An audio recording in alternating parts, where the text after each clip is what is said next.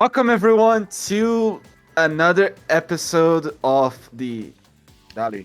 I forgot the name. Help me. What do I do? Um, it's Triton Cup, and secondly, we are not going into an episode. We are doing a stream. Oh, this is not YouTube. Oh, this is Twitch. Oh, hi Twitch. How are It's you all Twitch. doing? Come on, dude. Like YouTube. Gotta Hmm. gotta remember what we're doing. Fair enough. Anyway, we are gonna jump back into a already very good match in Makomart zones. We're seeing Steya and Jaffa Horse. Interesting comps already starting to begin with on a Charger on the one side and a Diamond on the other. Is Dynamo becoming a good alternative on competitive already for the Splatoon 3 tournaments? I haven't really been thinking about Dynamo very much because Dynamo's still quite slow and can struggle a bit. However, I'd say its quality of life improvements have improved because of extra movement options. And maybe the meta also changing. Less spam equals they could probably finally thrive. Completely agree. We're seeing Seiya already in a difficult position where they all had to retreat back to base. Inkbrush pressuring a lot underneath the Clan Blitz basket as the Dynamo trying to keep the paint in zone. Already used their first set of drinks. Keep yourselves hydrated. Anyone that is watching the stream, please. Charger in a very questionable position, giving the high ground for the ability to pick the zone. Just enlarging the lead as they almost get a wipeout as the Junior survives, but has to struggle against the killer whale that is just in their base, and the brush just came to say hello.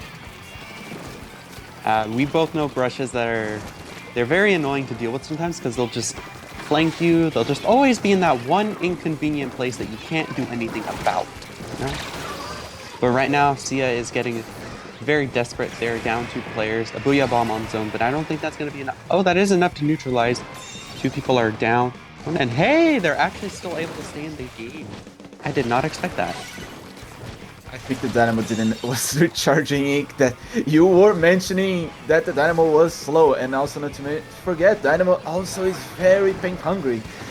That ink recovery sure on Dynamo is a little bit of an inconvenience. The Dynamo keeping it painted as their teammates are just pushing is actually quite a good teamwork that we're seeing right here. Like, it's just a Sloshy and the Junior. Junior cannot reach the zone, and the Sloshy can just spam Fizzy Bombs and a Booyah Bomb to at least neutralize, as we just saw. Yep, the Dynamo's massive flicks are just too powerful sometimes. They'll just, you can paint over an area and then the Dynamo will come in. Boom, you have to repaint that again. Yeah, so basically there is a gap. The area the Dynamo can paint is basically the entire state of Texas. Which, by the way, Africa fits inside of Texas and Russia fits inside Africa as a comparison for how much paint the Dynamo paints. You think it was a bad joke, Dolly? I think Texas fits inside both of them. I don't think either of them fit inside Texas. No, I don't get it. I don't get it. It was a meme back in the day where they just put the inside image of like Texas is so big that Africa fits inside, and then Texas fits inside Texas. But You're I gonna have guess to show me an image. You're gonna have to show me that image because I've never seen that meme before. Oh, no problem. But yeah, that was a great zones game for I only remember Thai because I was talking about oh yeah, I can actually do this. One sec. GFA horse or just horse? How would you pronounce that name? Honestly, I have no idea. I'd probably just settle for calling them horse. Or you could also do JH. Maybe I misspelled the way you pronounce this horse, so just be completely safe. JH as a matter of team versus. No, you are actually correct. The pronunciation of horse is horse. Perfect. But yeah, they had very good control of the zone, very good coordination in between going to left side of the zone and going right. So going into mince meat zones, it's gonna be actually a little bit interesting to see, since the charger here is indeed a little bit better. However, I don't know if the hitbox underneath glass where the snipe is located is gonna be beneficial for the charger because of the This glitches. actually is not mincemeat, dude. Is It's that insane? no, Oh, it's undertow. undertow. Yeah, it's undertow zone. Charger Yeah. can very much dominate just by sitting on glass or anywhere, but it doesn't seem to be the sort of thing that's happened because our good old favorite horse is just stomping all over. They decided to charge right in and then get 3 down. Getting a little Control bit more of the zone free. there. Now put in a good position to start getting a lockout. Now this Dynamo dude, that thing can pressure over on that glass, but hey, that blaster had something to say about it. Blaster coming in, jumping in from the high ground, using Bubbler on the zone, trying to at least neutralize it. As unfortunately Seiya's test members are all gonna be going down, with the zone going back already to the controls of the flick of the Dynamo as they paint strongly both zones at the same time. One at a time, but you get the point. Dolphin coming in clutch, shreds the Booyah Bomb, and we already see a Charger in a dire situation, trying to get a pick, activating the spawn so that at least they're gonna have that little bit of a higher ground, getting a little bit of a window to breathe. But unfortunately, the Tetris is gonna hop in, get 2, and not get the 3rd one. Very nice position of the Tetris. And here comes the shooter again, getting more and more picks. Just the Charger respawning, trying to get another pick. Ooh, Seiya's in a very bad situation. Yeah, Thea is definitely struggling to get their feet down and figure out a way around the horse. I mean, that's game. It's a I hard wish I horse could. to I was tame. trying to come up with like some sort of analogy involving a horse, but then I realized I probably could. I'd probably end up saying something about like a bull or an ox. That's just a little unfortunate, but we have to give mad props to good old horse for just holding forward, preventing Thea from playing the game. It's like that Essentially, from what it seems movie. like. It's like the movie, the spirit, like the Indomitable Horse, where it's like a horse in the, I would say, between 1800s and 1900s that basically refuses to get tamed by anyone that tries to ride them. Very aggressive horse for sure, and fast too. I don't think I've heard of that movie, but I don't think I've seen it. Like It's a good movie. I know it tells a story of a horse that doesn't speak, and it's by DreamWorks, and I think that's all I know about it.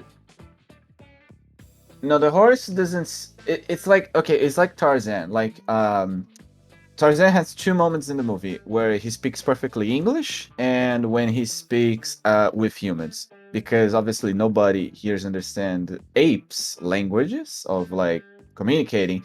Obviously Tarzan is speaking English amongst themselves, so the audience, can understand. Spirit does the same thing, but he talks to you, the viewer, us, the audience, and he talks in English like, "Can you believe this guy trying to tame me or something?" So basically, that's the entire dynamics of the movie. All right, I see. Well, we're going to be taking a short break, and we'll be right back with the next set, so stay tuned for that.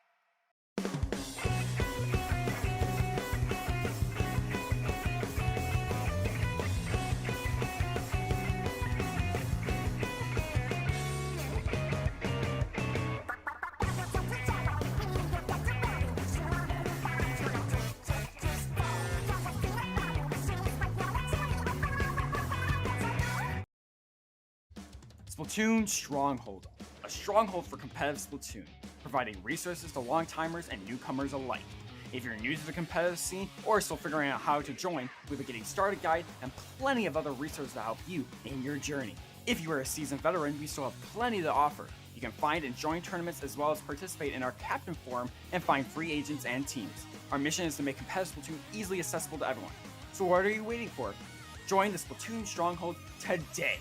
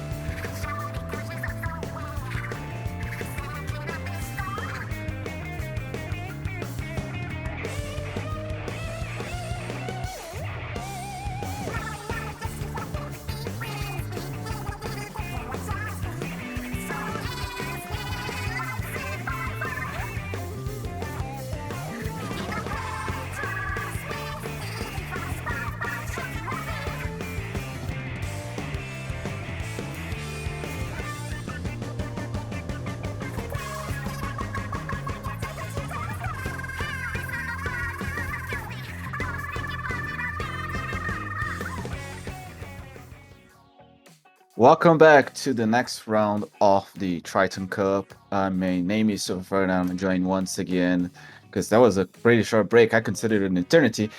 With Dali here, we're gonna be seeing Hello. ASC Tenchi versus Penguin. Quack, quack. No, that's a duck. Penguin. No. If you're thinking Gunther the Penguin, it's Or toot, toot, the Pingu.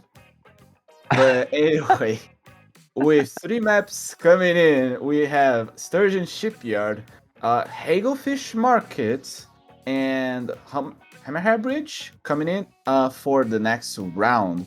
From these maps, I honestly am most excited to play the second one, Hagelfish Market, since it's the one that has way more opportunities for flanking to watch for basically many. And I'm already seeing just how can I tell these two comps apart? Basically, it's just the Gal or the shot. Slushy machine. you know what? You're right. I noticed that, but a double slushy machine, I would have expected to have been killed from the meta, but I think a fizzy bomb nerf was just a bit of a slap in the wrist because you can still fizzy spam, just not as efficiently as you'd like to, because you can't recover ink as efficiently after the white ink nerf. But that's not stopping Machine from being dominant because it is such a powerful combo tool. Penguin takes the first cap of zone, capitalizing off a few picks. But ASC Tenchi, one of their machines, is able to keep the fight alive, live long enough. Hopefully, with the respawns of their teammates, this Booyah Bomb can do something. But no, they fall down 2 players at a fairly inconvenient time. Remember when Booyah Bomb didn't used to paint the zone? Good. It still doesn't paint the zone. No, but it's like a tweet. Like you throw the Booyah Bomb and nothing happens. This one, at least, it shows a little bit. It's just this zone is so damn broken. No, I think this zone is just fairly big, so if you throw a Booyah Bomb at it, it's not going to cap it. It's just going to stall it out a little bit. Oh no! I was waiting for not even capping. It wasn't supposed to even paint, but the slushy machine's going right, left and right, and just like I only see slushy machine bullets. It's so funny. I basically can do a symphony from the sounds of like rush, rush, rush, rush. It's so much of a mess, this meta, but I still enjoy it to play this game. I kind of don't enjoy all the sloshing machines, but it looks like that's going to be Penguin's knockout. Right away, ASC Tenchi really struggled to get it back in, but you know what? It's double machine. Enough said. Basically, what you can expect. It's basically that's basically the win condition. Double machine. Wait, I can't stand it.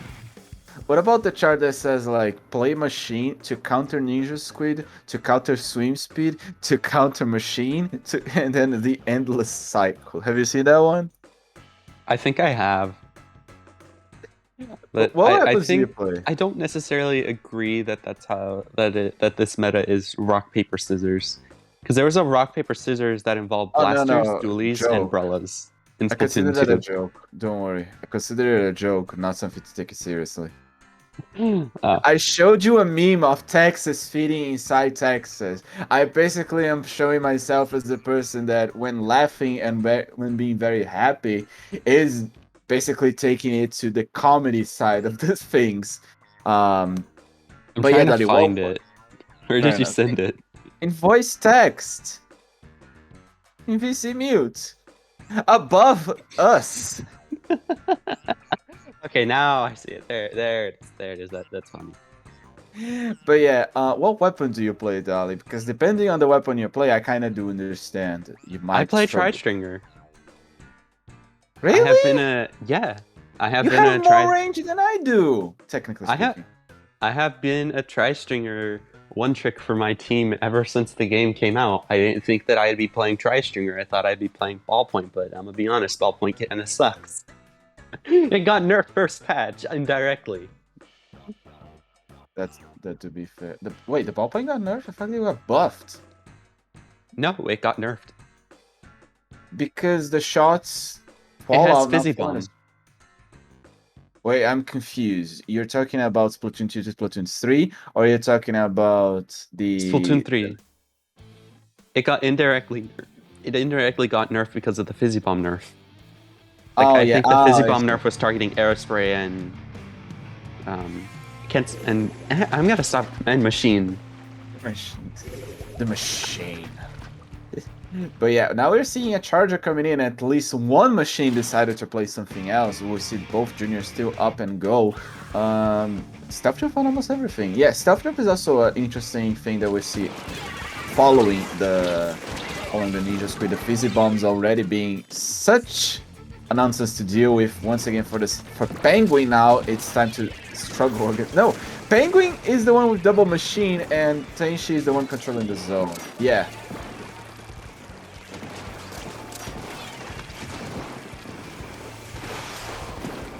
Already seeing a coordination with the specials. Trizuka coming in hard. Booyah Bomb trying to get a little bit of neutralization of the zone. Doesn't happen in any way, shape, or form.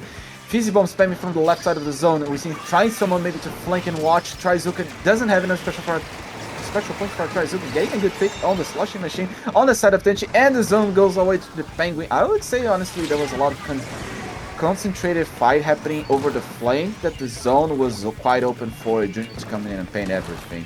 Charger in the zone, trying to at least control the ground they still have. But at this time, it seems that they're in a good position. Honestly, I don't like staying the Charger on the glass because you can barely reach Charger paint. But the auto position of the Charger is going to be hard for Tenchi to take control of the zone. What do you think, Dolly? I kind of was a little distracted because I had someone talk to me between the set. But for now, what I'm seeing is Penguins, they've got control of the lead. They got control of the zone again. They just overtook lead. Right now, ASC Tenchi is a little behind right now. They just need to find a good pick or get a special. They already have 2 active right now, so they can pop both of them, make something happen. A Booyah Bomb is being thrown at the zone. I saw Ink Vacuum pop, a Trizuka, and that's how you get capped. They got the capture right there. But I think it's going to fall right back into Penguins' control because there's not a lot of follow-up or another special to keep up the pressure.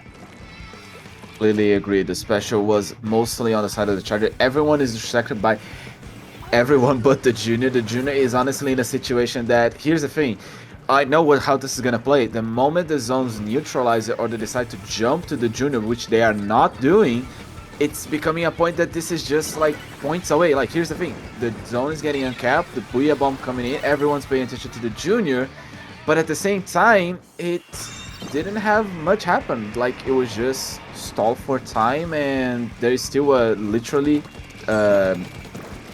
I forgot about this name because I always gonna say Kensa shot, but it's not a Kensa shot, it's just a shot, so it's weird on the tongue. I felt that. Yeah. And like you're basically gonna say Neo Splash and not the shot or CDS. It's no, those weapons don't exist. And here comes a marvelous Marvelous. I love that. I don't. As much as I hate Trizuka, I think it's such an amazing special because one of the interesting niches that it has is at spawn camping. Because you can just shoot someone who just spawned and they're instantly dead if you get a direct hit. I do that with Charger. It's so much fun. You could do it with E-Leader with Object Shredder. No, even with like if they're a little bit of white, you can still do it. Just landing a little bit. It takes a while for the game to consider it as splat. But yeah, so Penguin had control of the zone, control of the map, and now everyone is being spawn camped to the point that it's just like gonna spam specials once again, trying to neutralize it and get the point. But the Junior using the bubbler as a good way for the paint to not get the zone to not get painted, basically secures the zone, and it's game 2 for Penguin. Yeah, I think ASC Tension really struggled to keep up the aggression. While the Charger pick definitely worked out in some aspects for control, I think that ultimately Penguin was able to buckle down and commit to better pushes to keep ASC Tenchi back. But Deli, before we go to the break for the next match, What's up? why is the Junior the one flanking? Answer me this. You have two slot. They had two slushy machines, or they had slushy machine and a shot and a Charger? I forgot their I think call. it's a lot easier for a Junior to slip under the line of what they were facing because the Junior has a lot more mobility when compared to a shot. I saw at a moment where they could have, I think you were saying this too, where they could have just jumped to the Junior and they could have just all did a little flank from behind. That would have probably caused a little bit of panic on the side of Penguin, and that would have been not only a recap, but also could have resulted in a few picks. Yeah, honestly, yeah, because here's the thing, the Junior just did, started painting, used bubbler, nobody was with the Junior was alone, so the Junior was alone inside the shield, having to deal with 3 weapons aiming at them, so... Yeah, you can't make hero plays as Junior. I mean, such thing as Yeah. Battle Junior exists, but I wouldn't advise ever being a Battle Junior. No, it's just like there wasn't a plan afterwards. Like you were there painting the zone. What are you gonna do later? There was literally one match ago. You said no follow up. No, you said on this match no follow up.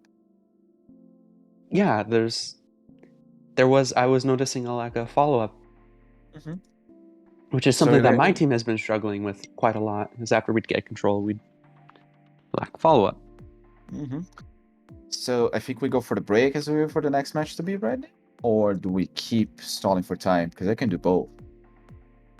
I think we should go straight into the break because, dude, we gotta play our ads.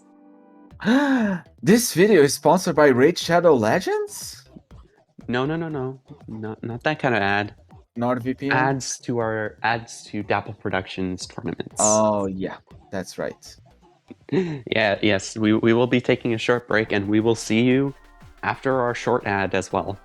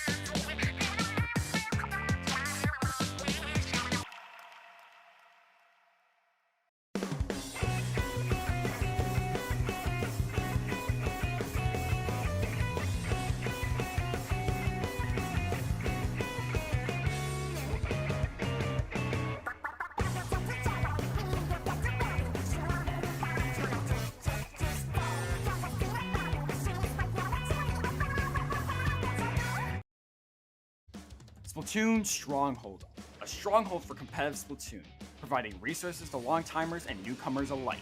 If you're new to the competitive scene or still figuring out how to join, we have a getting started guide and plenty of other resources to help you in your journey. If you are a seasoned veteran, we still have plenty to offer. You can find and join tournaments as well as participate in our captain forum and find free agents and teams. Our mission is to make competitive Splatoon easily accessible to everyone. So what are you waiting for? Join the Splatoon Stronghold today!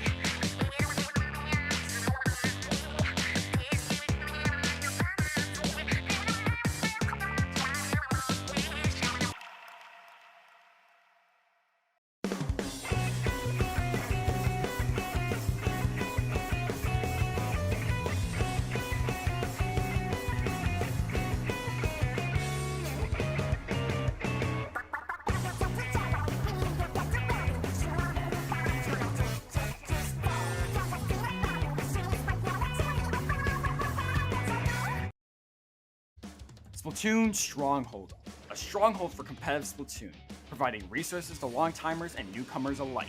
If you're new to the competitive scene or still figuring out how to join, we have a getting started guide and plenty of other resources to help you in your journey. If you are a seasoned veteran, we still have plenty to offer. You can find and join tournaments as well as participate in our Captain Forum and find free agents and teams. Our mission is to make competitive Splatoon easily accessible to everyone. So what are you waiting for? Join the Splatoon Stronghold today!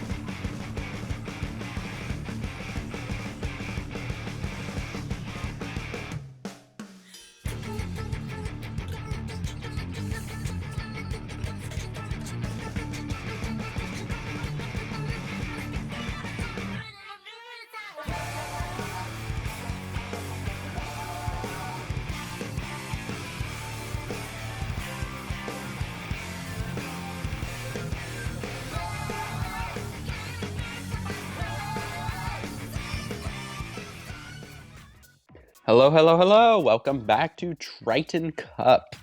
I'm here with good old Fern buddy, old pal. We're here to watch Team 37 versus Penguin. And our first map of the day is going to be Mincemeat Splat Zones. Oh, this one is mincemeat. Oh, it's already best of 7 because this is a semifinals match. No, it's best of 5. Yeah, but it is a semifinals. Yes. Okay, good. Yeah, it's a best of 5 on It is. mincemeat. This is a leader map. Straight away, I If you betting don't play my E-Leader, horses. what are you doing? Exactly. That's the Actually, entire I play point. Tri-Stringer on this map. What do you expect me to do? No, you do have the range, but when you see the enemy team has an E-leader, what do you do? You cower in fear. Exactly. And then Then I hold forward on the E-Leader and kill them while getting killed myself because unfortunately Tri-Stringer one shot is a lot harder to land than it looks. No, I believe you. I have 4 stars on the Tri-Stringer myself too. I'm trying to get that thing to 5 stars, but you need to win 400 matches to get it as fast as possible. Oh, hi, Yoshi D. And we're seeing back Penguin. Team 37, no Chargers. So I guess I lost a bet. Yay. But No, we had no bet. No, I lost a bet to myself. How do you lose a bet to yourself? You put money on the table, and then if you lose it, you take it because you lost. The other person takes it because they bet against you. The problem is I'm playing both parts. As we see that Team 37 is playing respawning because that damn was a fast wipe. I guess your bet was so much of a topic that we missed out on that. Like ouch. But either way, I'd still say that Team 37 has some very nice picks. X-Splasher is a very excellent weapon, I'd argue, for this map because you can pressure from afar, pave the zone very efficiently, and not only that, attack over the ledges. And there are plenty of ledges to attack over on this map. Totally agree, but now came a thought inside my head. Like, can I say Exploit Slushy Machine are basically almost the same weapon, but you have one fasty boy that has less range, or you have a strong boy with loads of range, but it's also very slow? I don't think that they are very similar. The Slusher class certainly has like one objective, and it's being very good at attacking over ledges. But the way that they attack over ledges is vastly different compared to each other. Because X-Splasher has a explosion, while Slushy Machine is just a stream. And a very laggy hitbox. Yeah, a very generous corkscrew hitbox. Now we're seeing that the zone is going pretty back and forth right now. Two players are down on the side of Penguin right now, giving Team 37 an opportunity to push in.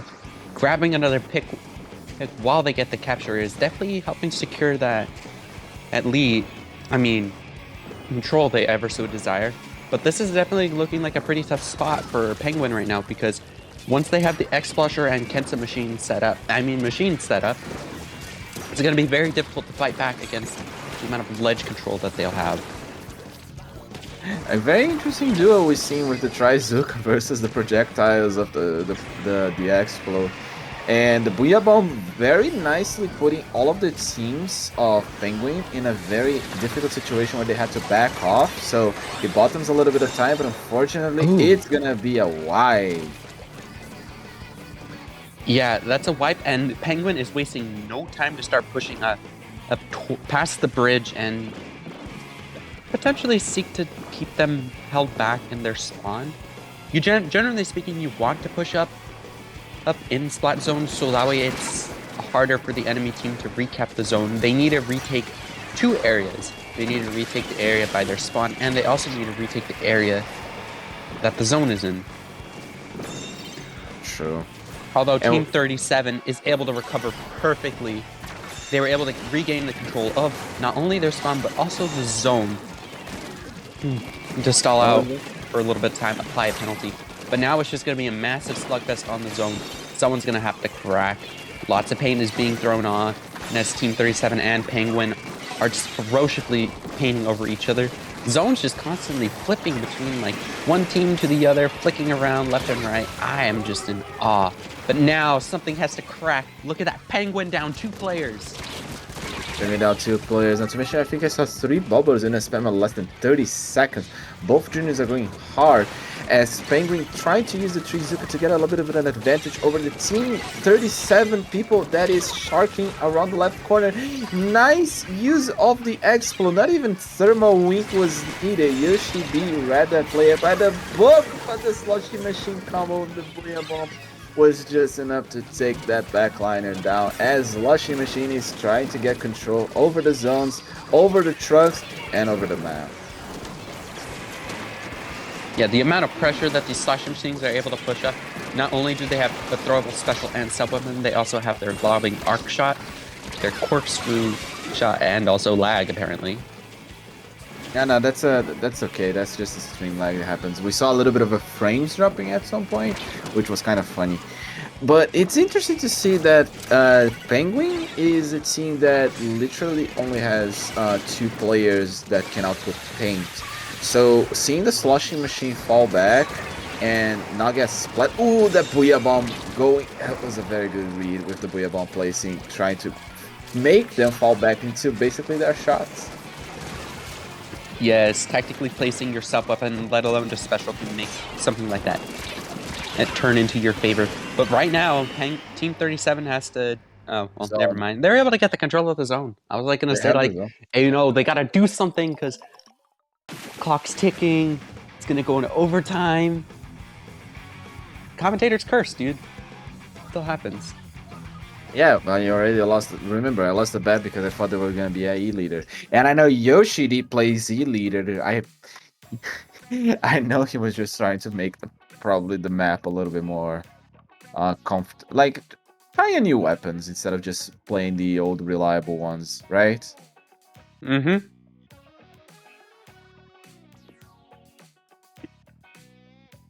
Going for the second map was gonna be... Okay, so here's a question. Mahi Mahi. You like it or not? Like, you can specify the mode. Like, is there a mode that you like, Mahi Mahi? I like it more on Rainmaker, and I think I like it more on Tap Control, because the map feels a lot more open. True. Especially when the water levels drop or rise. I forget which... It's dropped, right? Yeah, you can say the map enlarges if you want. Yeah. That's where I like Mahi Mahi most on. I honestly don't dislike the map at all. I find Mahi Mahi very nice to play, and obviously I speak as a backliner and you speak as a stringer, so obviously we don't speak for everyone. But yeah, No, like I'm just speaking from my own personal thoughts. Yeah, true. No, yeah, but it's a good thing to remind. Because, like, it's the difference between saying I like pizza and then me. You mentioned that we know actually a person that we watch, but we better not to do that call out in I'll tell later in who they do. But it's just like to avoid distortion. But yeah, Mahi Mahi's zones. Unfortunately, I didn't play that much because I think my rotation is mostly Tower, Clamblades, and Rainmaker. But I honestly think it's a great map for me to even practice E-Leader more and even other frontliners as well. I still think my worst map, and obviously by placebo, is my Mako zones. I'm gonna make a joke. I think Mahi Mahi looks like a Tetris brick. I like it. That's a good one. It's a very nice detail.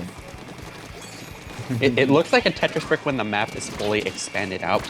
But either way, back to the match. Team 37 is able to get the early off cap. We are seeing now dually squelchers being brought out by Penguin for the first time. I have not seen that quite yet. Still running that classic double machine. Please save us from that. Please save us. The machine already with the 50 points. The water levels have changed.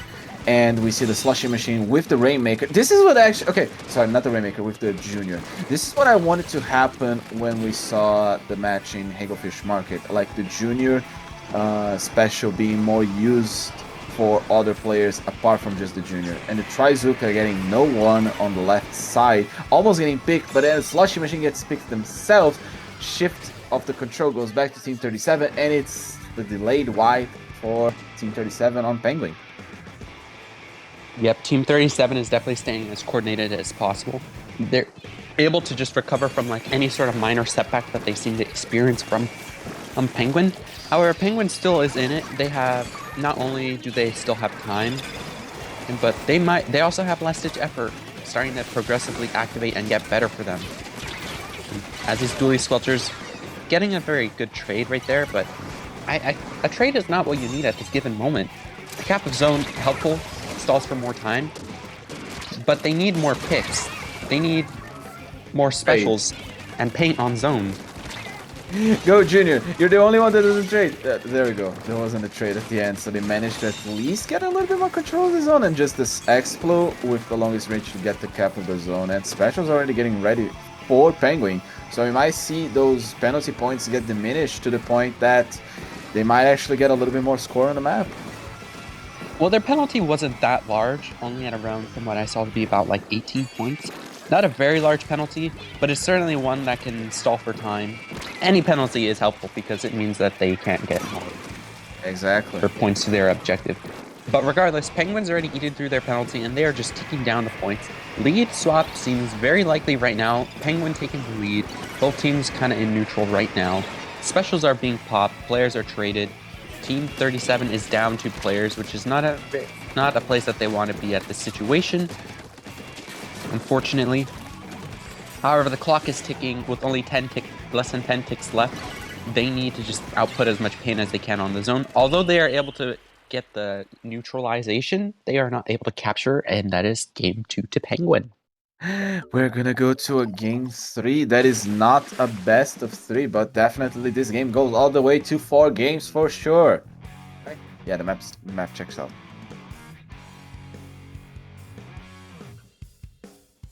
Nice play. I just realized something that is actually quite beneficial for streamers in general. Usually when you are streaming Splatoon 2 matches, depending on the person in which you started the stream, or basically the team, you will see the victory or the winning animation. Regarding now, we actually only see the winning team do the winning animation, and I find that's actually kind of cool detail. I remember that because like sometimes you'd always see like the when you were spectating, you'd always see like win or losing animations depending on the team. Now just seeing the winning animation, I think that's fun. Yes. That's a nicer touch than just seeing the losing animations sometimes. But I miss the losing animations. Can you believe it? I do miss them too. And do you want to know? But I do miss one from Splatoon 1 because that actually was quite adorable. The bucket when you throw it up and it falls in your head.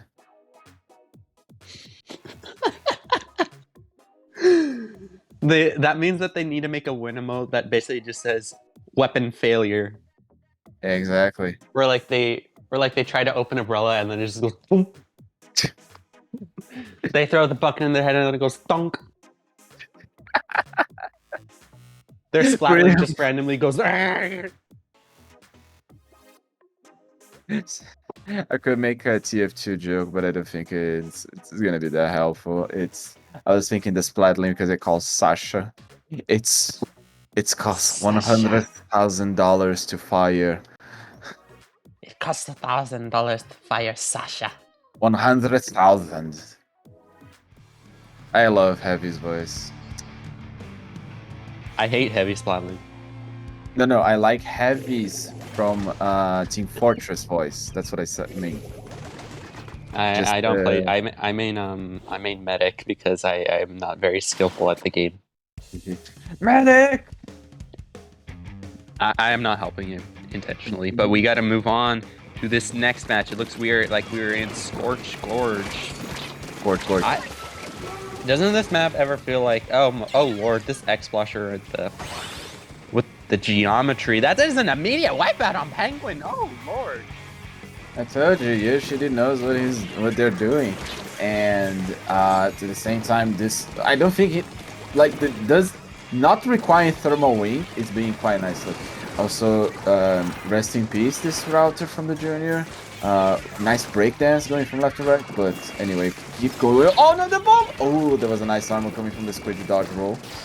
Oh yeah, the squid roll is definitely a very interesting mechanic, as rolling not only protects you slightly from some attacks, but it also gives you another movement option to outmaneuver your opponents. Scorched Gorge is also a very big zone, and it can take a lot just to even get a recap. Yes. So even though there's a lot of paint on that zone, it is not seeming like it's going to be flipping into someone's control so easily because of how much area there is to cover.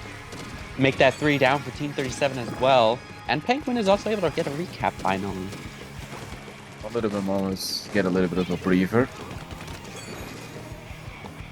Yep, having a breather at this time is something that they need, but they can't breathe quite yet. They still need to push in and get more control of Team 37's territory, or just lock them out. A lockout is always needed. We were saying it before, you need a follow-up, and Penguin has shown to have great,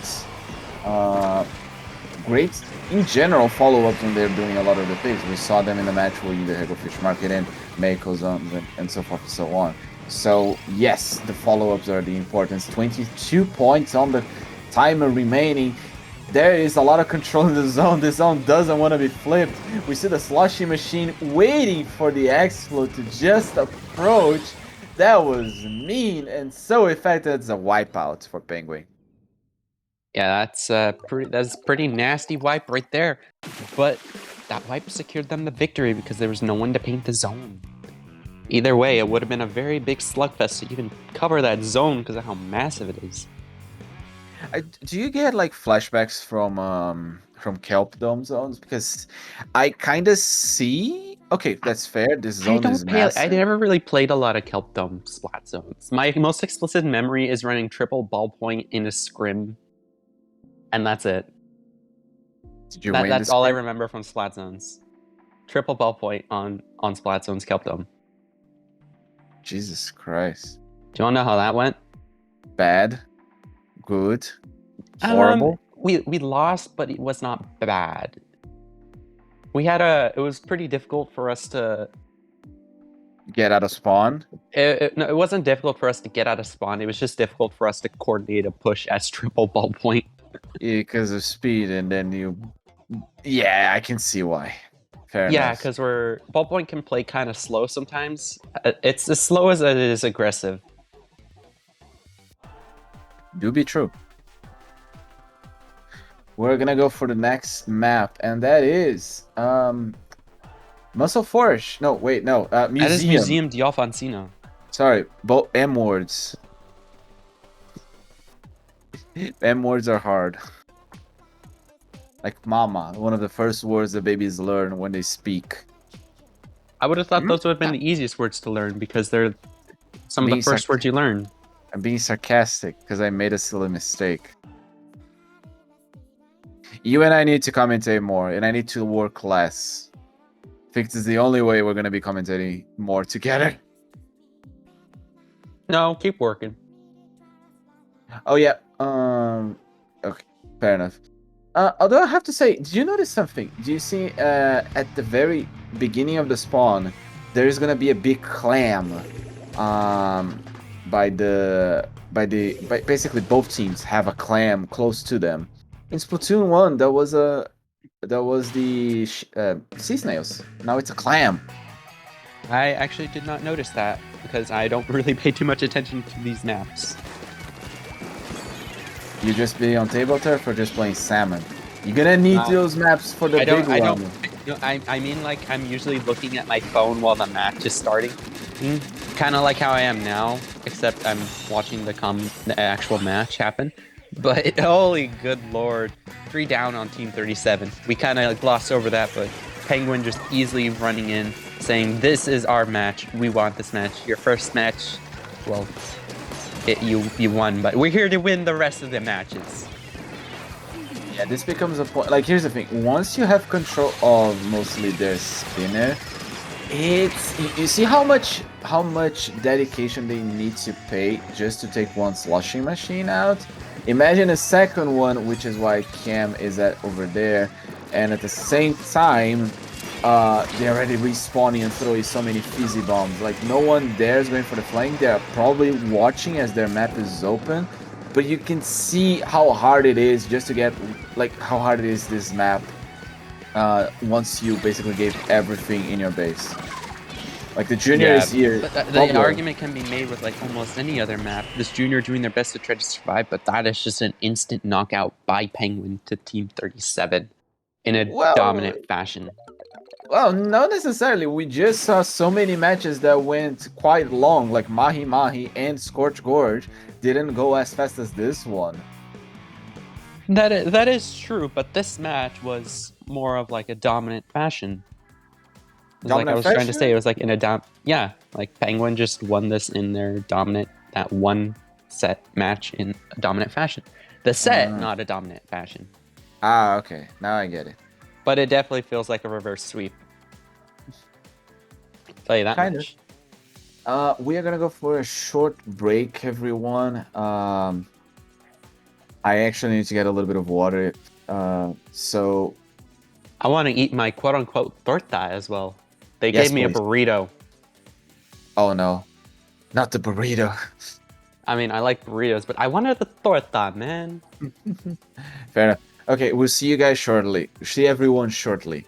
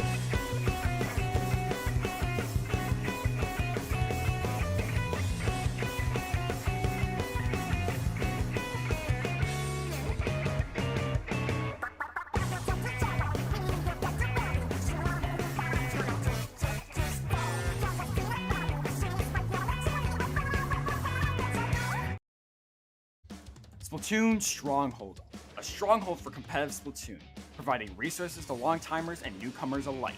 If you're new to the competitive scene or still figuring out how to join, we have a getting started guide and plenty of other resources to help you in your journey. If you are a seasoned veteran, we still have plenty to offer. You can find and join tournaments as well as participate in our Captain Forum and find free agents and teams. Our mission is to make competitive Splatoon easily accessible to everyone. So what are you waiting for? Join the Splatoon Stronghold today!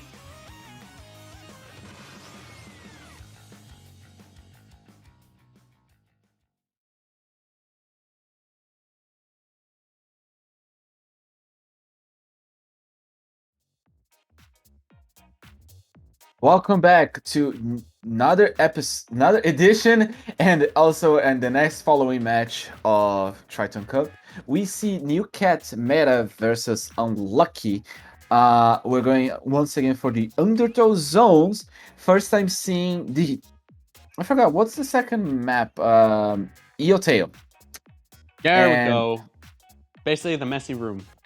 The messy room? What is it a messy room? Yeah, have you seen this? Have you seen this zone? It's a mess in there. It's a big zone. It's a big boy. Not it's a big zone, but it also has a lot of stuff covering it. True. I mean, if it didn't, people will be complaining. This is also a backliner focus map. Oh yeah, we got two very, very backline heavy maps in Undertow and I'd say debatably Eeltail as well. Can't wait to see Eeltail, man. Eeltail is like, it's one of the maps I have the least amount of experience playing on. Because for some reason, no one just ever plays it. But I have so much fun on that map. It's a good map. So far, I have nothing against it. I think honestly TC has been my favorite mode to play there. Actually, you want me to open up a little bit on the one thing I'm missing from Splatoon 2? What? Stingray. You're talking to the person. You're probably talking to the only person in the server who who likes Stingray. But obviously, I like it because I play it. So Hey, you end up loving your you're not job. the only person, because I'm the one saying I miss it Ah, I miss publicly, it too.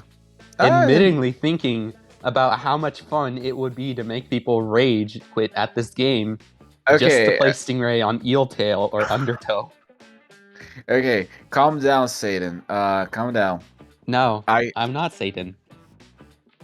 no. Because here's the thing: you're not thinking the big picture here. Like, Right. it's not just Eotail that can use Stingray.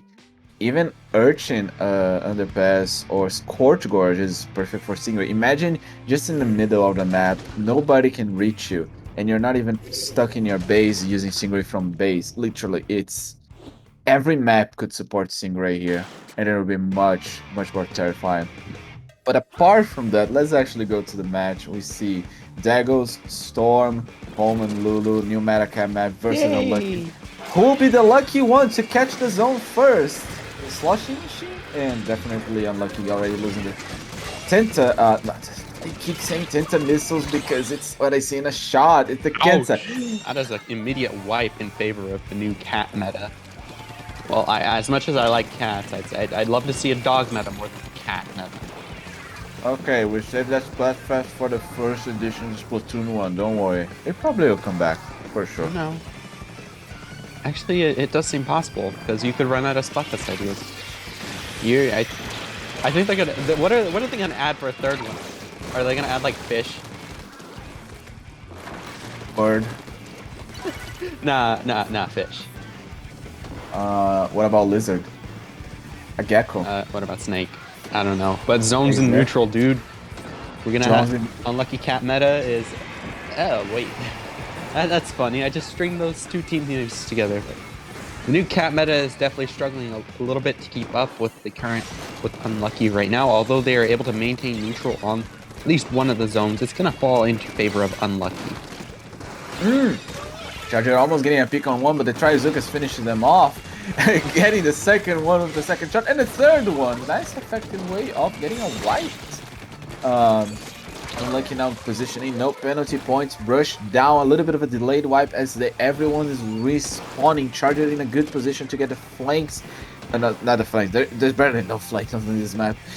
Positioning in mid where they can basically watch everyone respawning and throwing bombs. Flushing machine on the left side, we see the killer wave from the brush coming in, but doesn't survive the suctions bomb, and so the fizzy bombs and the suction bombs being thrown all the way. Vacuum coming in, cleaning the mess that the Ink Strike is doing, and that is gonna be the end of the specials for Unlucky as they try to regroup and still get in terrain. 24 points, that is nice.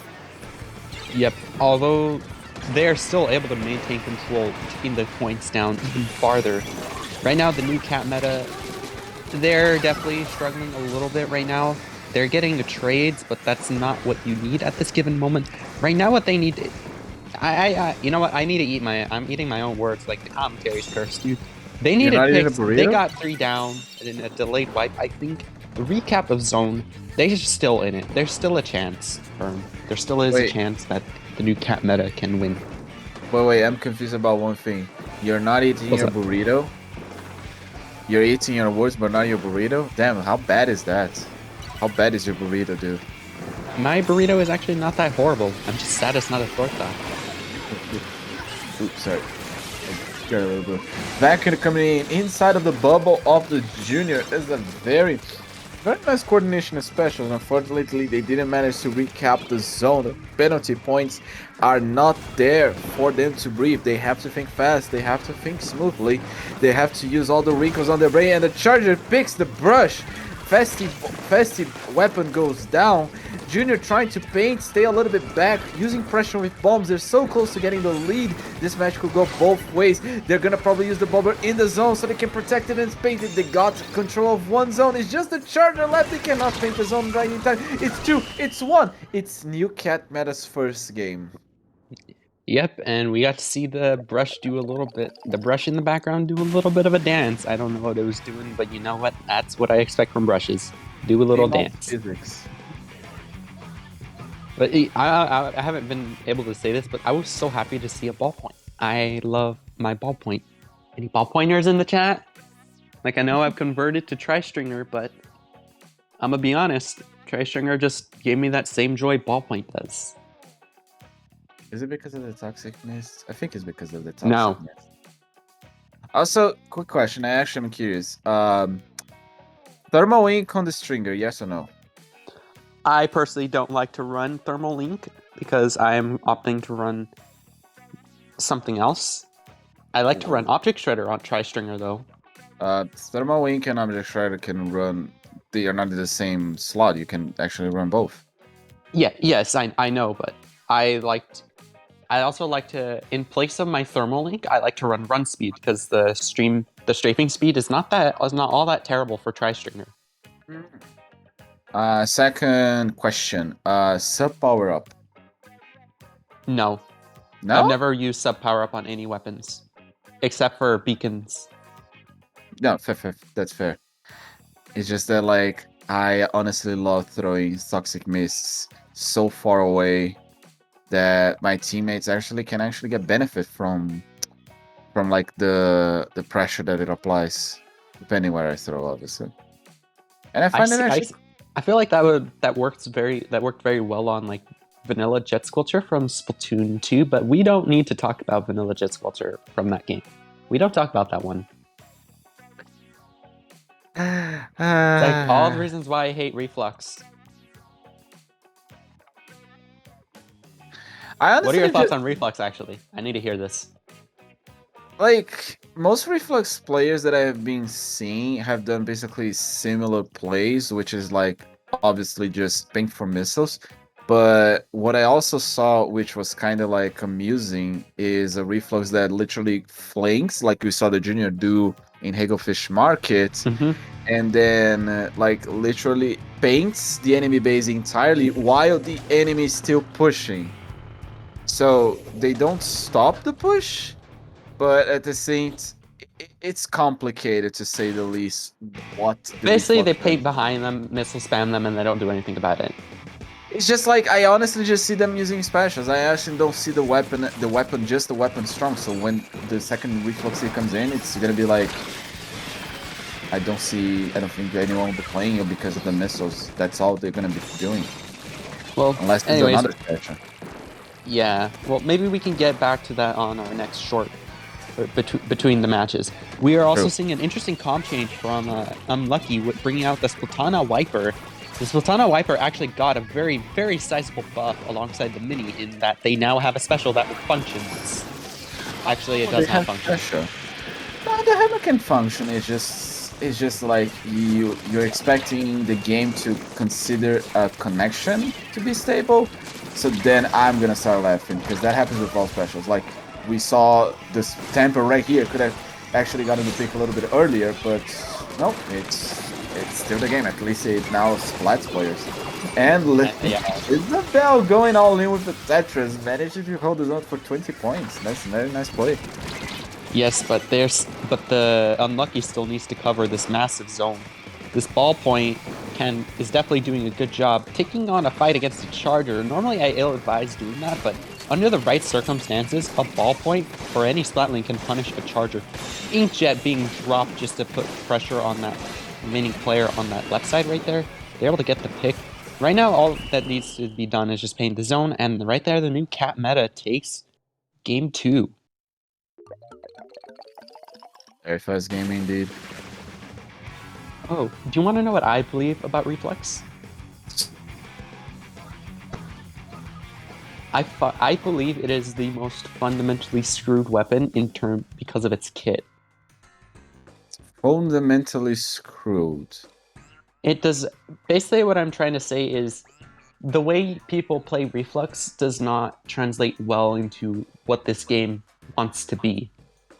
So I just believe it is a bad weapon because its kit encourages bad habits.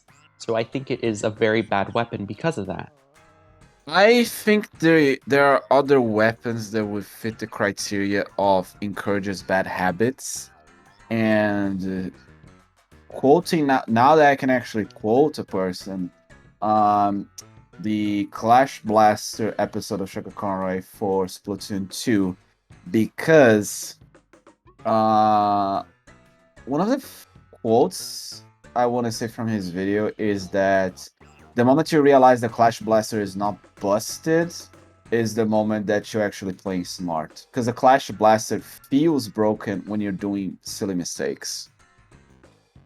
But the Reflux is literally the embodiment of just spamming specials from Splatoon 2, which none of us.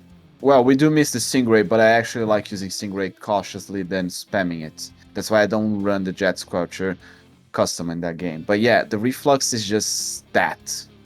It's just trying to keep that dream alive. That's why I don't like it because it's it's a special spammer. I don't like Oh, I you don't think like the bad hat? Frieza for similar. Oh, I don't like that. That's why I don't like Reflux because I think it was very screwed in that it sounds like a really cool weapon because it's very fast and it has a very effective kill, albeit at a shorter range than I expected. So I compare it to Mini, but fair. I don't like it because it's screwed because of what the kit is and what people play it to be. So that's why I don't like Reflux. No, that's actually quite fair. It's a quite fair assessment. I was just thinking that you encouraging bad habits, like special spam is not necessarily a bad habit. It's just a play style that's gonna work in some cases and some not. Okay. Good positioning already from the sides of unlucky position is on the left side. We already see that. Yeah, that's the point. The glass on this map is not for backliners. Like nobody's gonna be using it. Only in clan blitz for pushing in. No, because like you're losing fast and then it's a pain to recharge. Like the charge already went all the way to the left side to get a good positioning. With Trizuka coming in, getting destruction on that wave breaker, but unfortunately get a little bit of 45 damage tagged. Nobody went down on Unlucky. They still have control of the zone. Splatling going down on the side of Unlucky Metacat. Isabel coming in with the marvelous Tetris that Isabel knows how to play, as the wave breaker from the brush is doing nonsense with the Tetris by their side. This is actually, I don't know if this is actually a good combination, like a future kit. Wave breaker and Tetris. No, sorry. Killer Whale and Tetris. Killer Whale is a very good special in terms of creating an opening on a specific player or just displacing 3 players of the enemy team. I'd argue that it works. It is a very effective combo. You just pop in your special and then you just hold forward. It works because the I'm having a brain fart. The Killer Whale 5.1 works very well if you push up with it. It's not going to get a pick on its own, but if you work with it, you could secure a pick with it, much like how Tenemesis works, except it's not as busted as Tenemesis or annoying. That's true. Control of the zone goes all the way to New Katamat. We saw use of the Dolphin coming in from Isabel as they're trying to invade Unlucky's base. We're seeing a little bit of a similar situation to what happened earlier in a match. Now let's see what this team is going to do different. Is the Junior going to go all the way for the flank? Is the Tetris... you see how the Tetris is trying to get a position on the pick and the Sloshy machine is going forward. There is a little bit of a more balance in terms of like trades. We see the Bubbler coming in, the Sloshy, but at the end of the day, it seems that the zone is not going to be flicked by specials. And it goes back all the way to New Katamat. Yes, New Cat Meta is definitely doing a good job putting their foot down and holding control of the zone. And albeit both teams are kind of exchanging members right now. Oh, and things are looking to flip right into favor of New Cat Meta as they are now able to overtake the lead. Although they could use a little bit more pain on zone, they're able to recognize this Junior trying to rat themselves into zone, and that is a knockout for the New Cat Meta. New cat meta is a dangerous meta. We need to pay attention. I am paying attention. They played ballpoint, so maybe I should play ballpoint. Ballpoint's a good one. It's a nice weapon. I like ballpoint. It is good if you know how to fully utilize the kit. I don't know. That's unfortunately, Dali. That's gonna be it for us. Oh, Yes, we unfortunately are gonna be going and give a warm welcome for the next group. Okay, calm down, calm down. Uh, okay, there's a lot of things happening at the same time. So first of all, we need to cut us. We are gonna be going now. Give a warm welcome for the next group of commentators. I'm not joining you on the warm welcome. Genie says that they want to roast us for our reflux slander. Genie, I'm gonna slang you later, but the point is that you are gonna be carrying the mic. You're probably gonna be slandering us why we are not here. So Dali, where they can find you? All right, you can find me at Twitter or Twitch or any other social media you could probably think of at DelphoxItion. How about you, my good man Fern? You can find me on Twitter as well. I am Superfern 013, but instead of ER, I did A. Don't ask me why. Mostly I'm just retweeting and just doing this, like this comedy commentary, but on Twitter. And I'm working on stuff. But yeah, thank you very much so much for watching the first half of Triton Cup. We'll see you all next time. Bye. All right.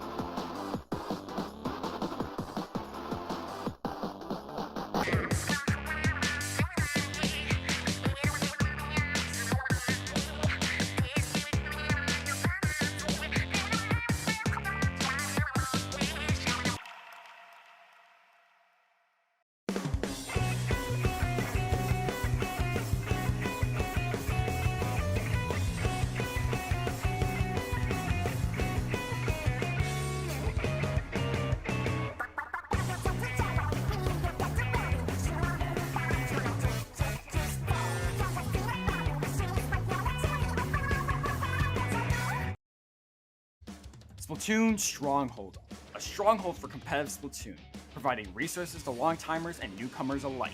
If you're new to the competitive scene or still figuring out how to join, we have a getting started guide and plenty of other resources to help you in your journey. If you are a seasoned veteran, we still have plenty to offer. You can find and join tournaments as well as participate in our Captain Forum and find free agents and teams. Our mission is to make competitive Splatoon easily accessible to everyone. So what are you waiting for? Join the Splatoon Stronghold today!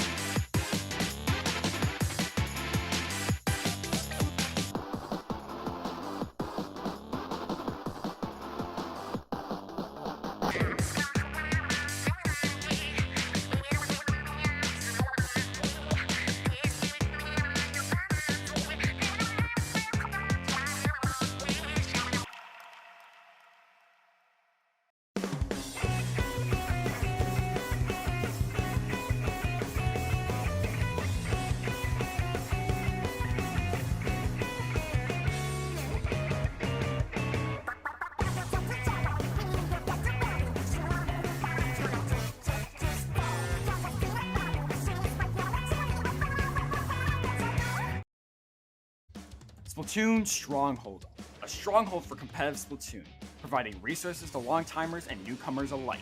If you're new to the competitive scene or still figuring out how to join, we have a getting started guide and plenty of other resources to help you in your journey. If you are a seasoned veteran, we still have plenty to offer.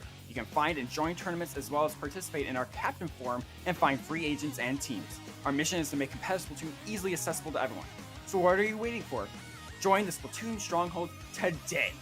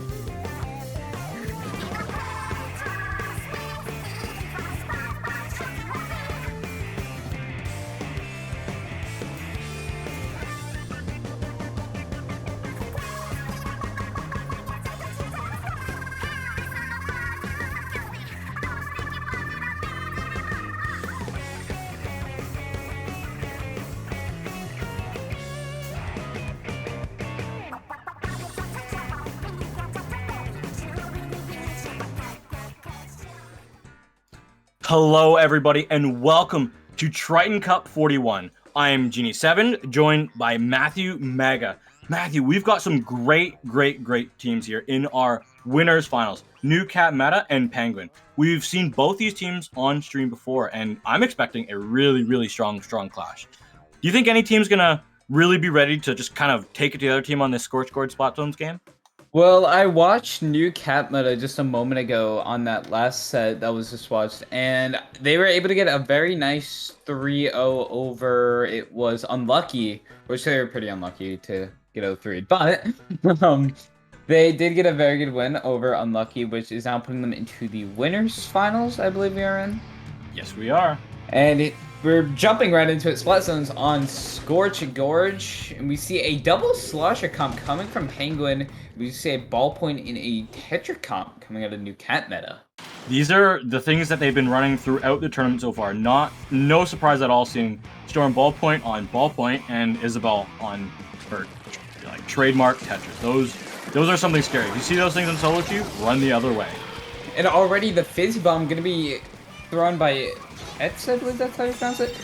But immediately that slash is going to be taken out by that Junior on the side of New Cat Meta, as Penguin does have that zone there, and we do see that Junior jumping back.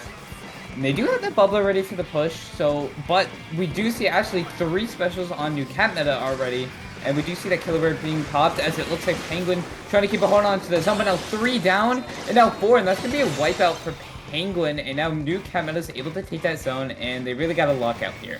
I really want to see how far Storm can get up. If Storm can get up on this metal pillar over in the right side of our screen, right where Isabel is, falling at the moment, that is a disgusting spot for New Cat Meta. Penguin would have a really difficult time, but they have already taken out Storm on that ballpoint.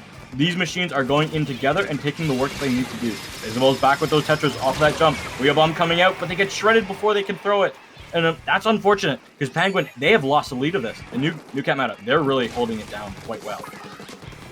And now the counter is ticking, and Penguin has to think of something to do here as their splatter shot respawning. And they do have that bubbler ready for defense on the side of Cat Meta, and below 30 has started, and they really got to get their specials ready and push in here, as we do see a Booyah Bomb getting popped from Penguin, and they're able to push in there, as we do see the Junior going down there, and the Zuka coming in here, and they're trying to cap that zone. The Junior goes down on Cat Meta.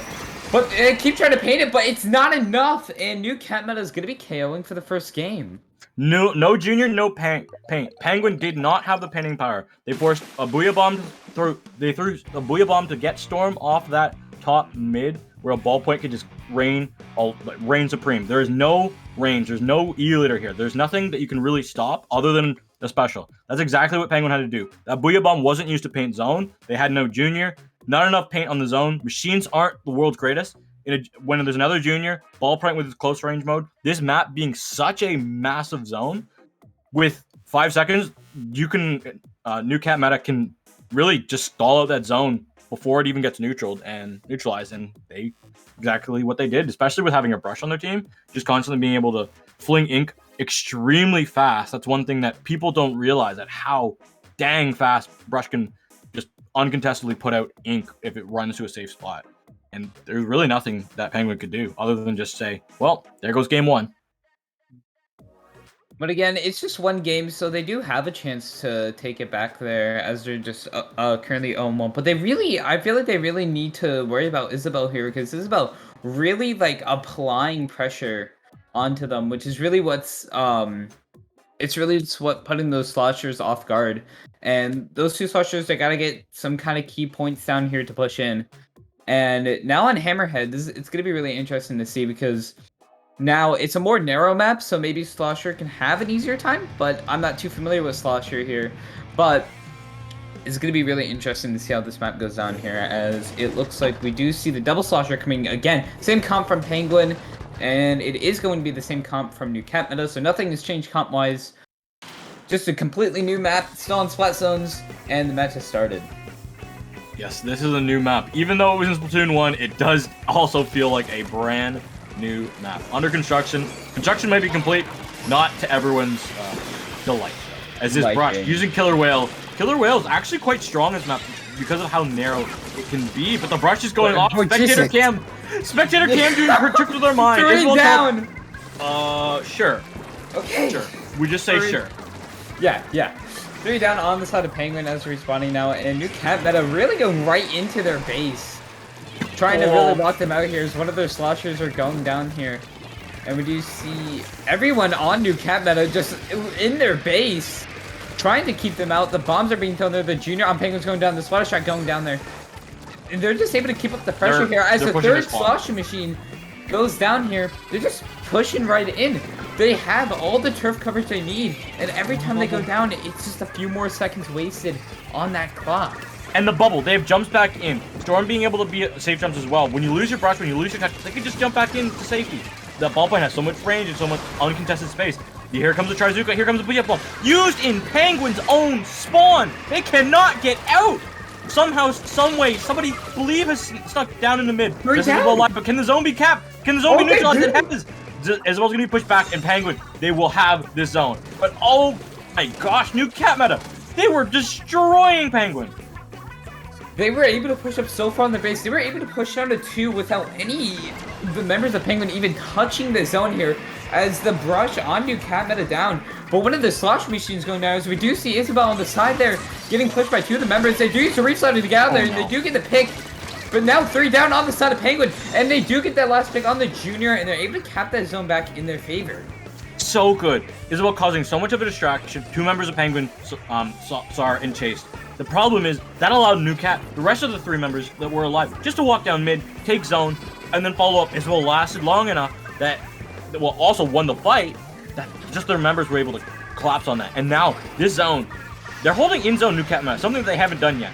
We have Booyah Bomb coming out from Penguin. Second Booyah Bomb should be coming out, but they lost their junior, and again, that's their paint mostly gone. The brush and junior gone from New Cat Meta. This should be good for Penguin. Trizuka coming out as well. Teams are fighting separate fights. Can they win their 1v1s? And both won their 1v1s over Storm and Isabel respectively. And the jumps have been punished. Penguin, they needed that so badly, and they won that fight. And now we see what New Cat Meta did to Penguin. Penguin trying to get revenge, just trying to lock them out here. But they weren't able to get as far as New Cat Meta did. But they can really defend here with the 2 Booyah Bombs they have, but the junior going down, the splatter shot going down there. And we do see Home on that junior trying to run away. But they're going to get taken out there. 2 down on the side of Penguin. 3 down. And now there's could be a chance for New Cat Meta to really take back in the zone. But the Slash Machine taking out the ball point as he does get killed by Isabel. And New Cat Meta is able to get that zone in their favor and try to push back into New Penguin as we do see the brush getting taken out. That's okay, because the brush can just jump back in so quickly. And the junior on the ball point. Same with Isabel. They're just alive and allowing that space. It's really, really, really difficult for Penguin to get in here. But when you take out the ball point so easily and so effortlessly, that's exactly what Penguin needs. They need to find the junior. They need to find the ball point. When you shut those 2 down, you shut down the jumps, and then the front line just kind of falters. But that's easier to say because the front line of New Cat Meta is so impressive. And now we just the absolute domination as we do see Isabel getting taken out again. They really have to be careful now because this could be a chance as now the penalty is out and the junior on New Cat Meta respawning there. With a minute left, this could be Penguin's chance to retake that zone there. They have 3 specials. And we do see what the Slash Machine is going down, and they're trying to paint over the zone, but they do take the lead, and they're going to be getting that KO in that last minute, and now tying it up 1-1. Penguin is really just trying to put New Cat Meta on the edge. New Cat Meta pushing down to 2 in the first 2 minutes of the match. And then Penguin responding so perfectly with those Booyah Bombs as the defense. And the Booyah Bomb came out beautifully with that Trizuka. Trizuka was able to take out the brush and the junior. Again, when your fast painting weapons are gone, it's really, really, really difficult to neutralize that zone quickly. Those weapons might not have as much fighting capability, but their painting power is exactly what you need. And when objective is the only thing that matters in those last couple seconds, it's really, really, really hard to even neutralize or win a game without them. That's why they're such important weapons to have. You can't just win by elimination, especially on spot zones. It was so back and forth, and then those the last like 10 seconds of that match were just so intense. Both teams trying to paint over that zone, and Penguin was able to come back from a very far lead. They were able to really come back, and now they really get that they really get that motivation, the determination in to try to push new cat meta onto a point where they're really starting to get nervous here, and they might panic feed anytime. That's what Penguin really needs, because if those slosh machines are able to get the picks off very fast on the ballpoint and the tetras, it's really going to work out in their favor. And Splatoon's Mahi, very interesting map, as we do have two different forms, which people aren't really liking from what I've seen. So it's going to be interesting watching these two teams play. And now, again, we do see the same exact comps on the board. The slosh machine and the ballpoint in the tetras. These comps of what these teams have made it so deep into this tournament so far. 40 teams all the way to winners finals. You're guaranteed at least top 3. So don't expect them to swap up too much from now. But the brush and the tetras all the way just deep in Penguin spawn. This spawn is so darn close on this map compared to other maps. So it's really not all that difficult just to show up in spawn. But knowing that those jumps will be able to come back in. The tetras and that brush. Just so much power. And like the trading capability is allowing new cat meta just to hold this zone so well. And again, they're gone, but those jumps will be coming back in momentarily. Now with the Bubbler and the Zuka, they're able to fire that off perfectly, taking that zone, as we do see the Jet from new cat meta coming in here with the Bubbler. And they're trying to get control back of that zone here, as we do see Penguin's bubble break. And the Killer Whale coming in, but one of the slosh machines on Penguin getting taken out, as we do see that person trying to push in on that zone. The slosh machine on the side taking him out now. And now, with the splatter shutdown, and now we see Isabel coming in, taking out that sloshing machine, trying to apply as much pressure as possible, as Penguin might have a chance to take the lead here, but no, they capped the zone just in time, giving Penguin a 30 penalty, and the Jet pushing in, trying to get any picks that's necessary here, but the Junior going down, and this could be Penguin's chance. What the double from the Jet, completely canceling Penguin's plans, and now, new cat meta. With that lucky double, they're able to get right into their base and get that penalty removed. As the Reslider is coming in, trying to apply as much pressure as possible. They get a pick, but they get a Triton. But the brush goes down there. And this could be a chance for Penguin to push in. 2 down on the side. The new cat meta, they're pushing in here. The Booyah Bombs popped. The Junior goes down. Both Booyah Bombs are off. And they're going to be capping the zone and taking it. And now, completely pushed back. Cat meta is so quickly. And the slosh machine taking on the ballpoint, and the Junior and the splash shot going down on the side of Penguin. Wow, that was amazing. Both those Booyah Bombs coming out perfectly in perfect synergy to get exactly what they need. The Penguin, they need more specials to defend here. Especially with Isabel going in, getting one machine down. The other machine is able to follow that up. Lulu coming up with that whale, but they can't find what they need. Bubbler on zone from both teams. New cat just off. Storm with this Inkjet, looking to see if they can find another skillful or lucky double. No, they just find one. They find 2, but they can't get the finishing kills on them. Isabel dancing around zone. New cat meta has it. Yeti's just going to retreat into new cat meta spawn. I wonder if they're going to allow jumps to come back in. Now just a 1-point lead. It's really getting close now, as now we do see Penguin. They really got to charge up the specials here. They have the Zuka and they have the Bubbler ready, but they also have the Reslider ready. But no, the Tetra's getting taken out. And now they're going onto the map there, but they do. New cat meta takes the lead before they're able to push in there. And Penguin able to cap this zone with the brush's death, trying to stay on that zone there. The Junior on Penguin trying to push up here on the other Junior, but having to back out there. The Reeves are going off, not getting any kills there, and they're going to get taken up by the slosh machines. And now we do see the double, another double from the Inkjet from Storm. And they could get the zone here, but no, the slosh machine's going to be taking out the brush. But New cat meta does get the brush, and they banish it. They're able to punish the jump. Storm got all 5 in that fight. The jump came back in. Exactly what they need. Storm said, you know what? I'm going to use my range to my advantage in this team fight. I'm going to show off my ballpoint skills. Why I am the superior Storm, if that vote is still going on. But the Booyah Bomb coming out from Penguin is just going to stall. Booyah Bomb's not synergized perfectly, but luckily the front line from new cat meta has been taken out. The Penguin has gotten this zone, and they still have 2 specials at the ready. That is great, and going to allow them to have at least a fighting chance in this defense to get the lead back. And now the picks that we're seeing from Storm are really helping them in this late game, as they're able to take out another one with that Jet there. But now Penguin's penalty is up, and they do have a slight chance to take that zone. But Junior's alive. Nope. New cat meta coming in there, taking the zone just in time, with 2 points difference. The Junior was alive for Penguin, allowing them to paint that zone inside of that big bubbler, keeping them safe. And now somehow, some way, they gotta get out. They get the trades, but a trade on Isabel is not a trade that you want. And no, Warlock falls to the bomb. That is dangerous. Cam finds a trade, one of the kills that they need. With 16 seconds left, Booyah Bomb going to zone. Can Home survive? They pop the big bubbler. Just Home and Storm defending for new cat meta.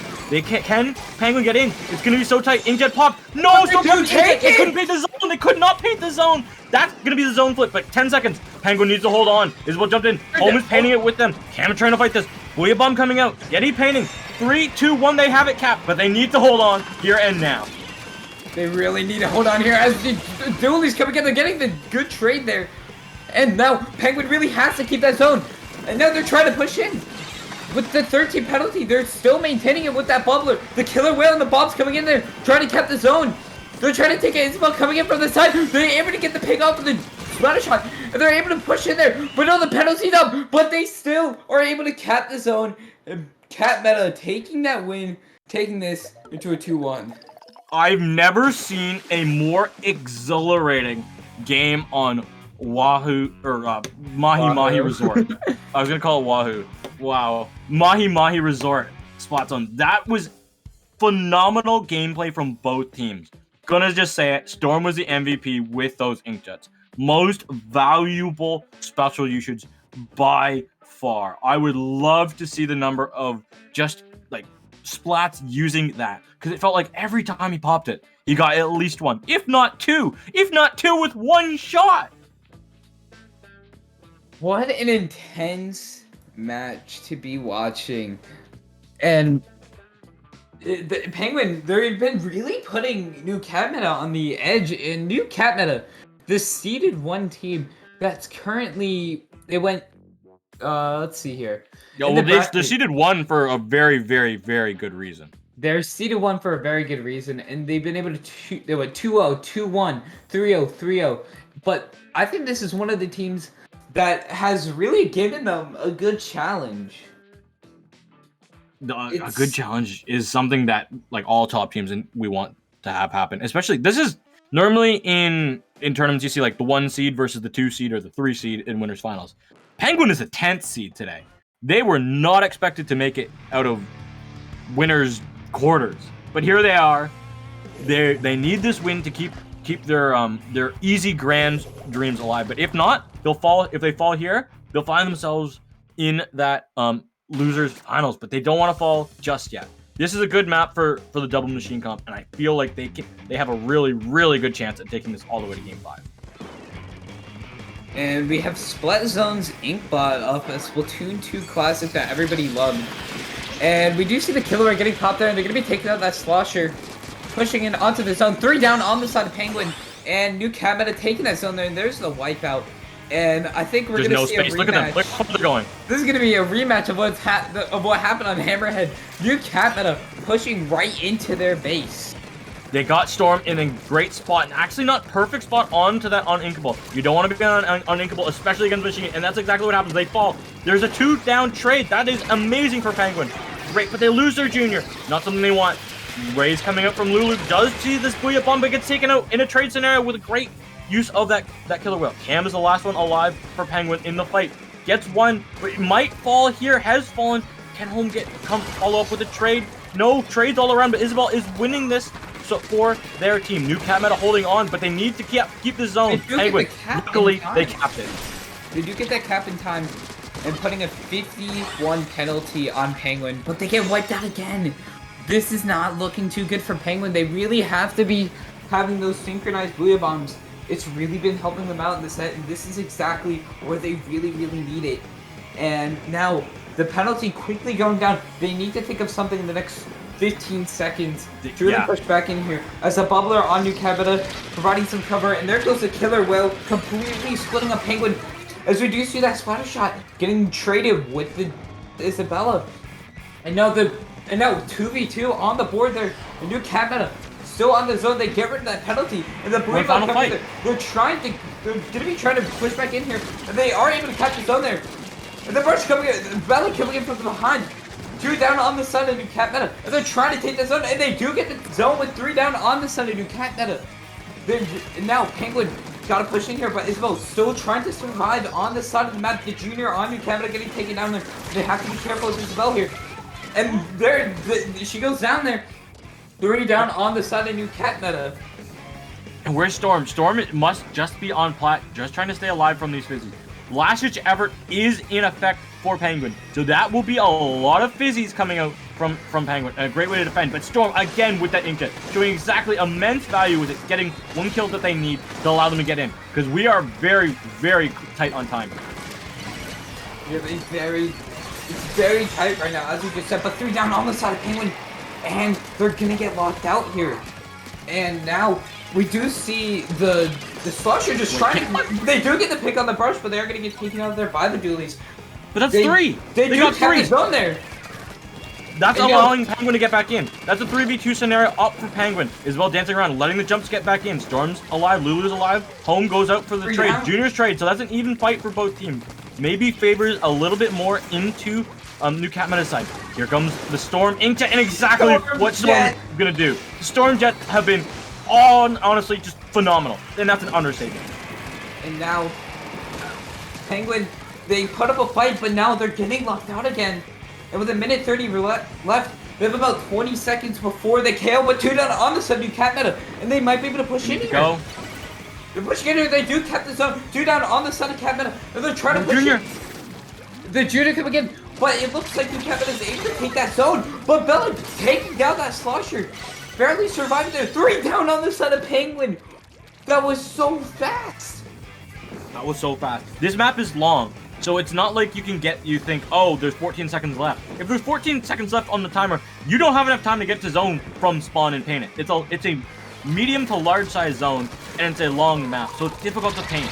New Cat Meta, they've lost 2 members. This is gonna be hard, but Penguin have to get in here. 3 down, just Lulu left on that push, and that should be it. Take the zone. But they pop every single special that they have. They have nothing left besides a big bubbler, and that's gonna be Isabel jumping onto the opposing plat. Gonna cause a lot of distraction for Penguin. Can Penguin hold on? Storm and Isabel going on a great pincer maneuver, and that's exactly what they have done. Penguin, they need to come up with the kills in here and now, but if they don't, they have to retreat and find a way back in with little to no time left. And with the dualies able to take out the splatter shot with 20 seconds left, Penguin, I don't think they even have time there, as we do see this sneaky jet coming out from Storm. Can they get a pick? But no, they get taken on there. 2 seconds on the side of Cat Meta. They cap the zone. Are they able to take it? They take it in time. 2 down on the side of their Cat Meta. And now we're heading into overtime. As we do see 2 down on the side of Penguin. They're trying to take that zone up. They do cap it. They're trying to push it in, but the Junior gets taken out there. But that is the game. Oh. How did Home live? How did Home live? Home was between a sloshing machine, a splat bomb, a fizzy bomb, and a Junior. And somehow lived and got a double. The Battle Junior coming up clutch at the final hours, because that allowed Isabel to get back in there with the jumps. Lulu was out of the fight. There was no one else on New Cat Meta holding that zone with Storm being in spawn. Absolutely heroic Junior plays from Home, allowing New Cat Meta to stamp their position in Grand Finals. And now, holy, that was a very intense set. Probably one of the closest sets I've watched of Splatoon 3 for now, from what I've watched. But best zones only NA, best zones only outside of Japan set I've ever seen. Best NA zones set. Not so NA because we got EU here. Oh yeah, that's true. Best outside of Japan, spot zones only set I've seen in Splatoon 3. It's not. I don't think it's close for the next one. Even though it was 3-1, it was magnificent. Both teams trading blows. Both teams really, really rocking it out. And a lot of those matches were close. The last 2 were phenomenally close. We'd forget the second one. How disgustingly dominant New Cat Meta was. Coming on that Hammerhead. Getting all the way down to 2. They capped the zone, and then they took it down to 2. They fell at the final hour, and then they couldn't really... They kept getting zoned, but they had a losing battle. And that first map, oh my gosh. Amazing set. Amazing set. I hope to see both these teams later on in the tournament. And we will be able to see both of them later in the tournament. One in Grands after our next couple matches, and one in Losers Finals. But we do have Losers Semis coming up right after this. Hopefully not as long as that break before. Break.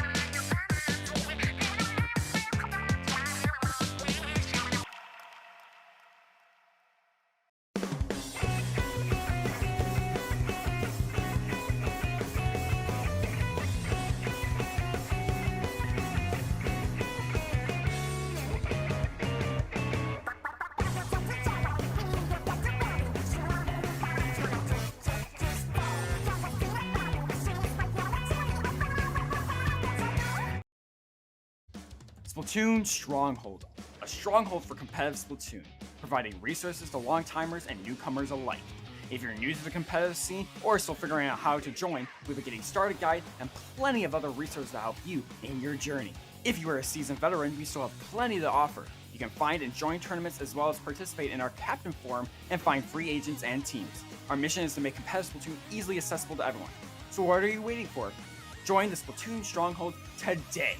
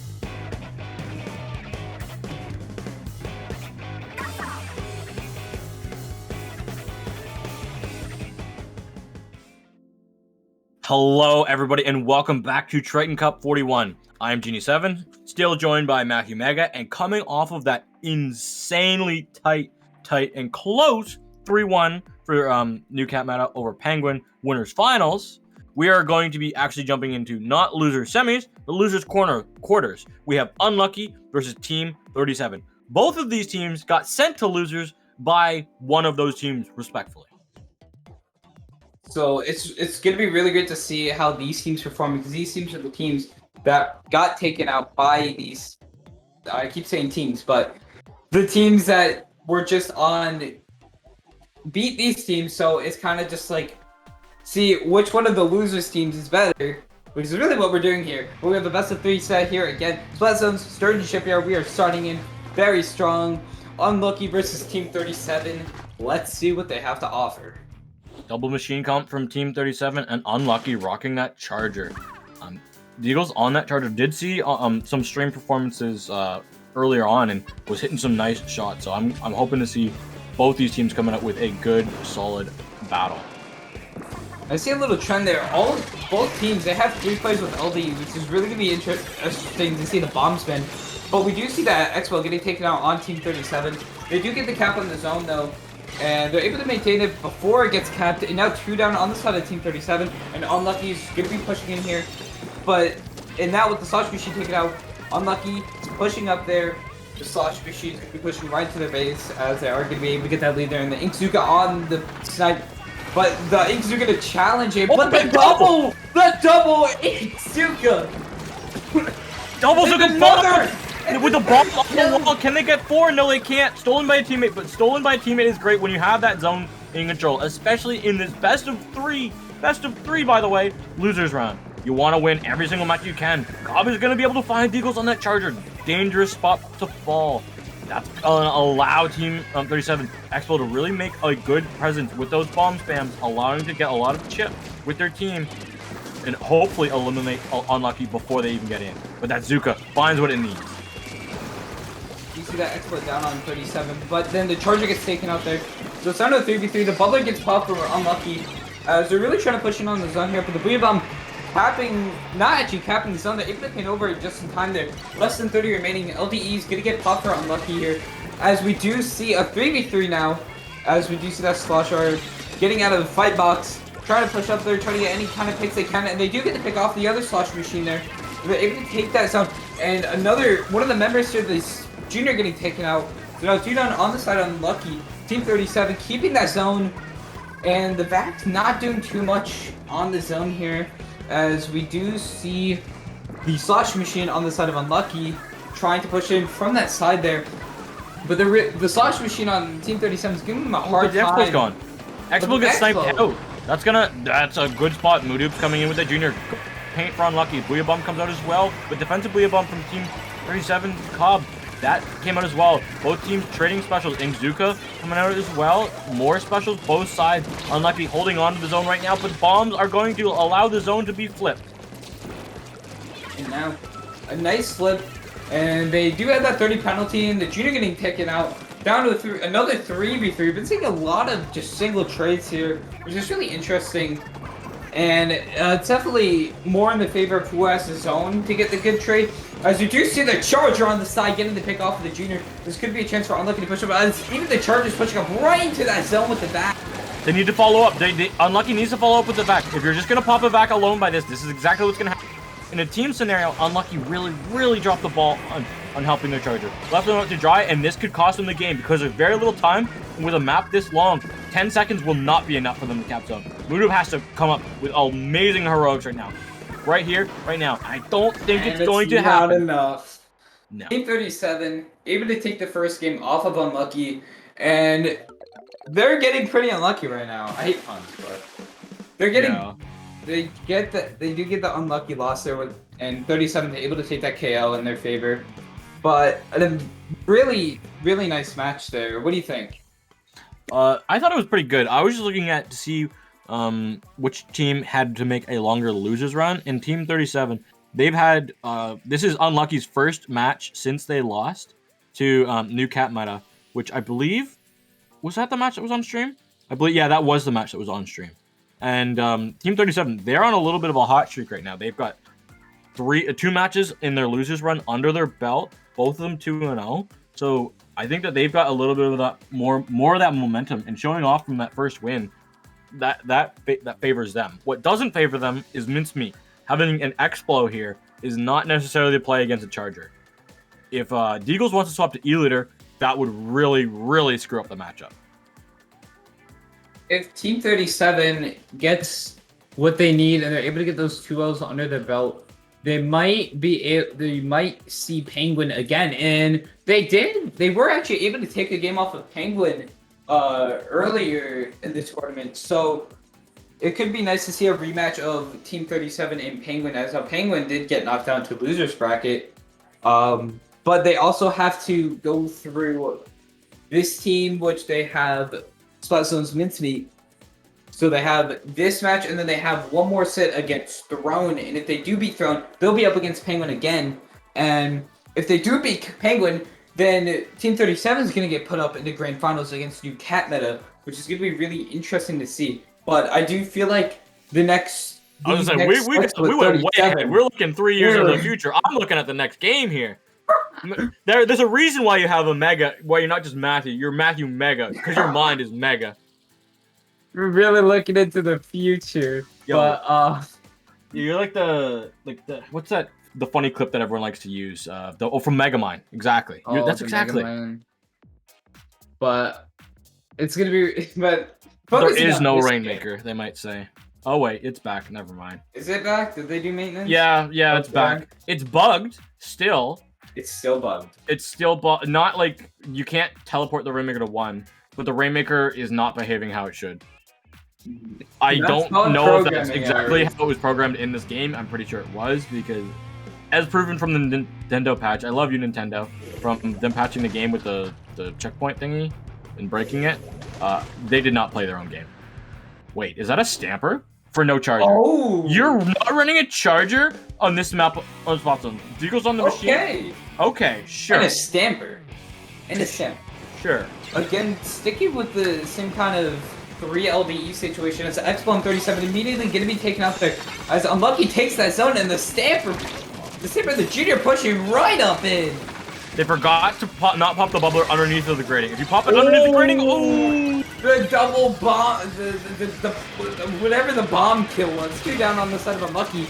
As you do see the sausage machine getting taken out there, 37 takes the lead there.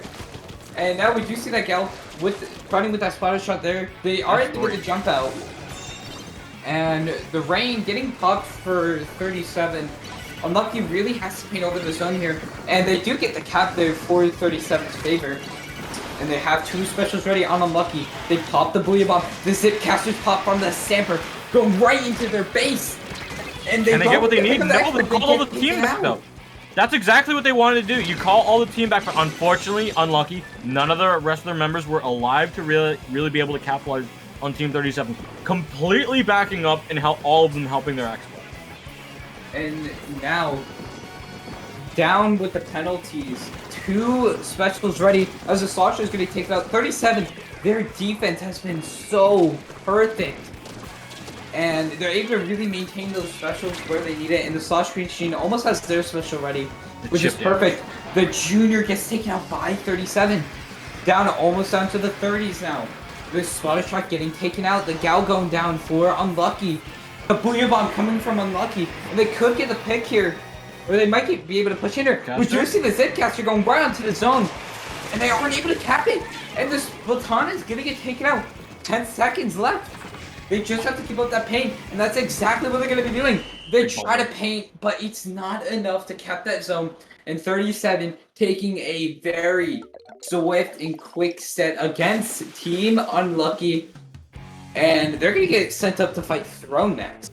Yeah, that'll be a match that we'll have on stream, and we'll have that one pretty quick for you. Right, ready.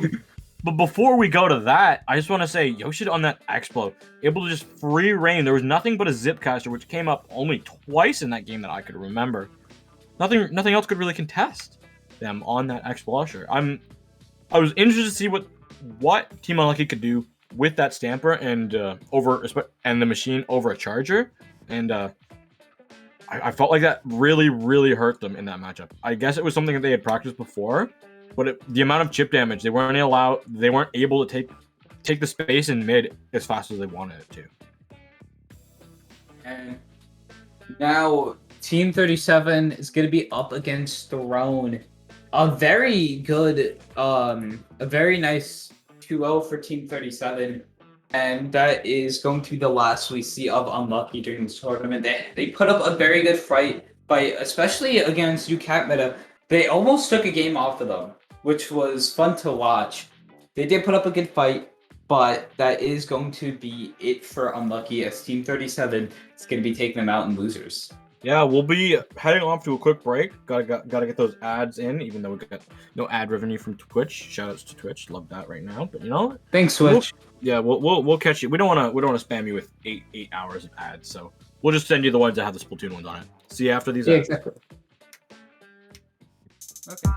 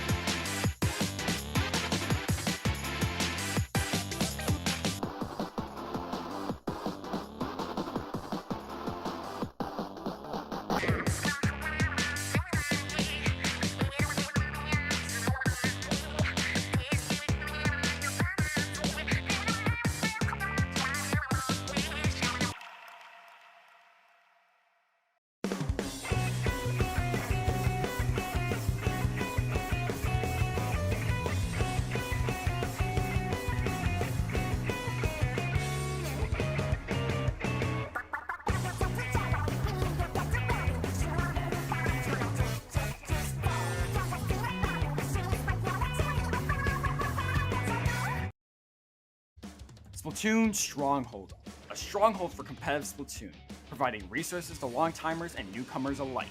If you're new to the competitive scene or still figuring out how to join, we have a getting started guide and plenty of other resources to help you in your journey. If you are a seasoned veteran, we still have plenty to offer. You can find and join tournaments as well as participate in our Captain Forum and find free agents and teams. Our mission is to make competitive Splatoon easily accessible to everyone. So what are you waiting for? Join the Splatoon Stronghold today!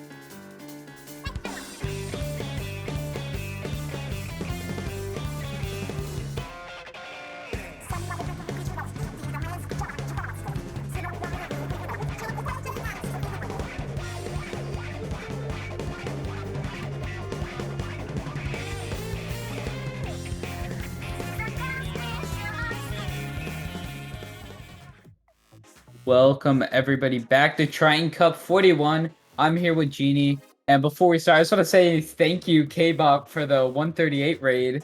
We appreciate it here. And we are heading into losers semis. We have Team 37 that just came off of a 2-0 against Unlucky, and we have Throne. Now, Throne was the closest team to taking out Penguin, and Penguin was probably the closest team to take out the current Seed 1 team, New Cat Meta, who's currently waiting in their Grand Finals matchup. So whoever wins this goes on to fight. Whoever wins They'll this, fight Penguin. whoever wins this set will go on to fight Penguin. And whoever wins that set will be on until Grand Finals against New Cat Meta. Yeah, this is a best of three, still best of three, keeping it tight, keeping it quick, because we are in the last few rounds of the tournament. Hammerhead Bridge, Splat Zones, as we are loading in. We get a nice overhead view of the up top bridge. You don't get to see that too often. I like that. Explo coming out from both sides. Oh, this is a matchup that we don't usually get to see. Uh-oh. Yeah. So the comps, is that double splash from Double the splash. side of That's interesting. Throne, right? That should be Throne. Double splash. I like that. I like double splash. You get that double crab action. Double crab in a baller. Or no, double crab in a bubbler. That'd be OP. They don't have a bubbler. They've got machine. They have a machine. No, Oh, double crab and a bubbler. Oh god. that'd be so If funny. you were to put that in mid, that you'd scare me. Oh, I've done that. No. I did that on a tower before and we took lead off of it. No. I was the crab. I need my and Killer then- Whale 1.0 back so then I can stop it. Haha. GG. No more killer whale. Killer Whale 1.0 come back, please. I hated killer whale in Splatoon 1. I hated Kraken in Splatoon 1. But Splat Zones, Hammerhead Bridge, faster loading time, so it looks like we won't have any DC. Don't jinx me. You don't know you underestimate the power that we have on the mic. Two splash from Throne. Gonna be really interesting to see here. Oh, no lashage effort on either of those splashes. They have bomb range up, allowing them to get a lot longer range chip damage with those burst bombs, allowing them to really kind of pressure out a lot easier. And one crab coming out early on from Throne. They find some damage, get the junior down with some help of a teammate. And the first crab is gone. I believe they're gonna pop the second crab a little bit after, but they don't need to. The zone, even though it was flipped for Team Cat by Team 37, Throne has flipped it, and they are going to pressure Team 37 spawn. Right into their base with the machine getting taken on the side of Throne. They're just trying to push up into their base here, as we do see one on the side of Team 37 going down, the Booyah Bomb coming in there, pressuring Team 37 even more. And Throne is just completely pushed up into their base, as we do see the Slosh Machine.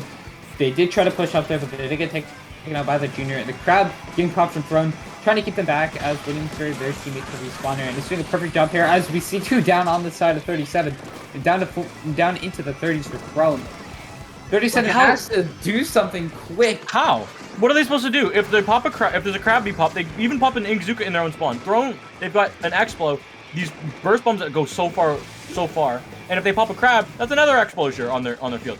10 seconds left, but how can they get into the zone in time? 37, they have to go quickly. They have their junior's gone. Do they have enough paint? They've neutralized it. Rito's on the zone. They got both splashes out, but they fall in zone. It's gonna be the explosion. Booyah bombs coming out. Can they keep this neutralized? No, they can't. Throne caps it, and that will be game one in Throne's favor. Wow. That had to be one of the fastest matches we've watched so far. That was very quick. Throne able to push right up. They did something New Cat Meta did, but better. Yeah, they actually were able to end it. We able had to a match end in our it. winners finals earlier where New Cat, they had it all the way down to 2 points, and slowly but surely, Penguin was able to claw back into that match on the same Hammerheads Splat Zones game. I just want to update all of our raiders again. This is Triton Cup 34. We are a Splat Zones only tournament, and yeah, that's about all. We are here in a great showing from Throne. Those double crabs, like what are you supposed to do against those long range burst bombs mixed with just the chaotic X-Blosher? It's really hard when you don't have a charger, because charger is probably one of the weapons that could easily counter crab, as long as the user of the charger has good aim. Yes. You can snipe the crab. But I also want to point out, again, that match, they ended up neutralizing the zone at 2, which is the exact same thing New Cat Meta did. But New Cat Meta died. So I just want to put it out there, but no hate to New Cat Meta. I love you guys. Well, they're in finals. Yeah, it's funny. Yeah, they're in finals. That was the game Penguin took off of them, but they were able to come back from it, which is what was really needed there.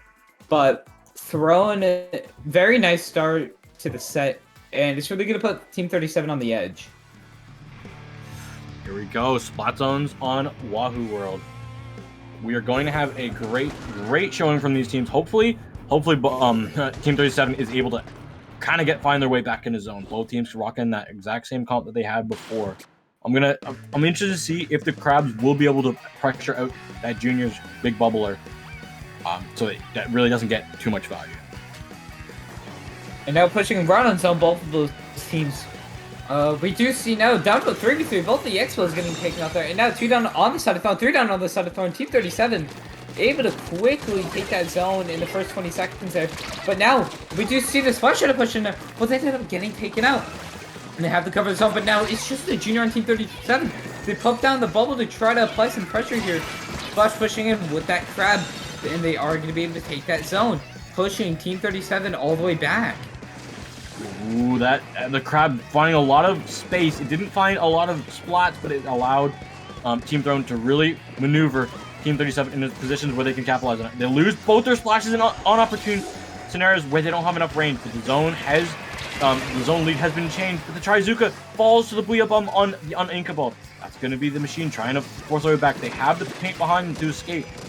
They're looking to find more. The flank coming through. Team 37. No, they don't. But they are able to stuff it out before too much damage has been done. And they are able to neutralize the zone for a little bit, but Throne taking it right back. The Zuka coming in, taking in the Expo. The Zap gets capped, and they're going to be trying to push in on that zone there. The Crab Tank coming in here, trying to apply as much pressure as possible. But it looks like Team 37 has a chance to cap that zone there, but no, Throne keeps it. And they're maintaining that. Now 2 down on the side of Throne, and it does look like 37. They're able to take that zone there as the machine goes down. Just down to that Expo. And the jumps have come in, and that was a great punish from Yoshi on that explosion, allowing the rest of their team to survive. The big bubbler allowing jumps for Team 37. They're able to hold on for a little bit longer. The crabs should be coming up available, and there they are, ready for this retake. Can Team 37 hold on? They've been doing a really good job of it. 2 specials, and now all the specials getting popped from Throne there. They're able to try to get that zone here, but the Inksuka could come in. It doesn't actually do much. Another Crab Tank taking out the splash. They're still holding on somehow. They hold on, but it's not enough, and it looks like Throne, they're able to cap that zone back there as one of their splashes ends up getting taken out there. As a Junior has to back up here, but they ended up getting punished. They can't find their way out. There was no paint behind them. They were caught in a bad jumping scenario. Unfortunate timing, but Throne, they have held this zone. They want to claim this as their throne. Oh, those shots from the machine and the explosion, comboing so well together, getting so much chip damage down. It's very, very difficult to come back down, unless you just kind of you have to find some long range answer. And there's the long range answer. Trizuka comes out, tries to find the Booyah Bomb, but they can't. Not much time left on these zones. Can Team 37 get in? The machines have traded both sides. But now Cheeton on the side of Throne. This is their chance to take it back here. And they try to get the zone. But Newton able to get that pick.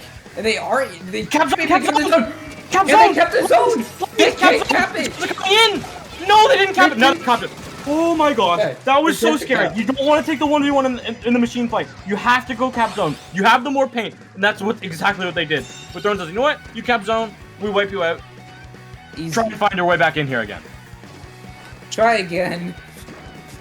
So now with a 40 penalty on Throne, and the pressure's on for 37, this is going to be their last chance to push in here. And if they can't push in now, then it's going to be set for Throne. But they do have all their specials ready, as they're going to be pushing into Suzuka.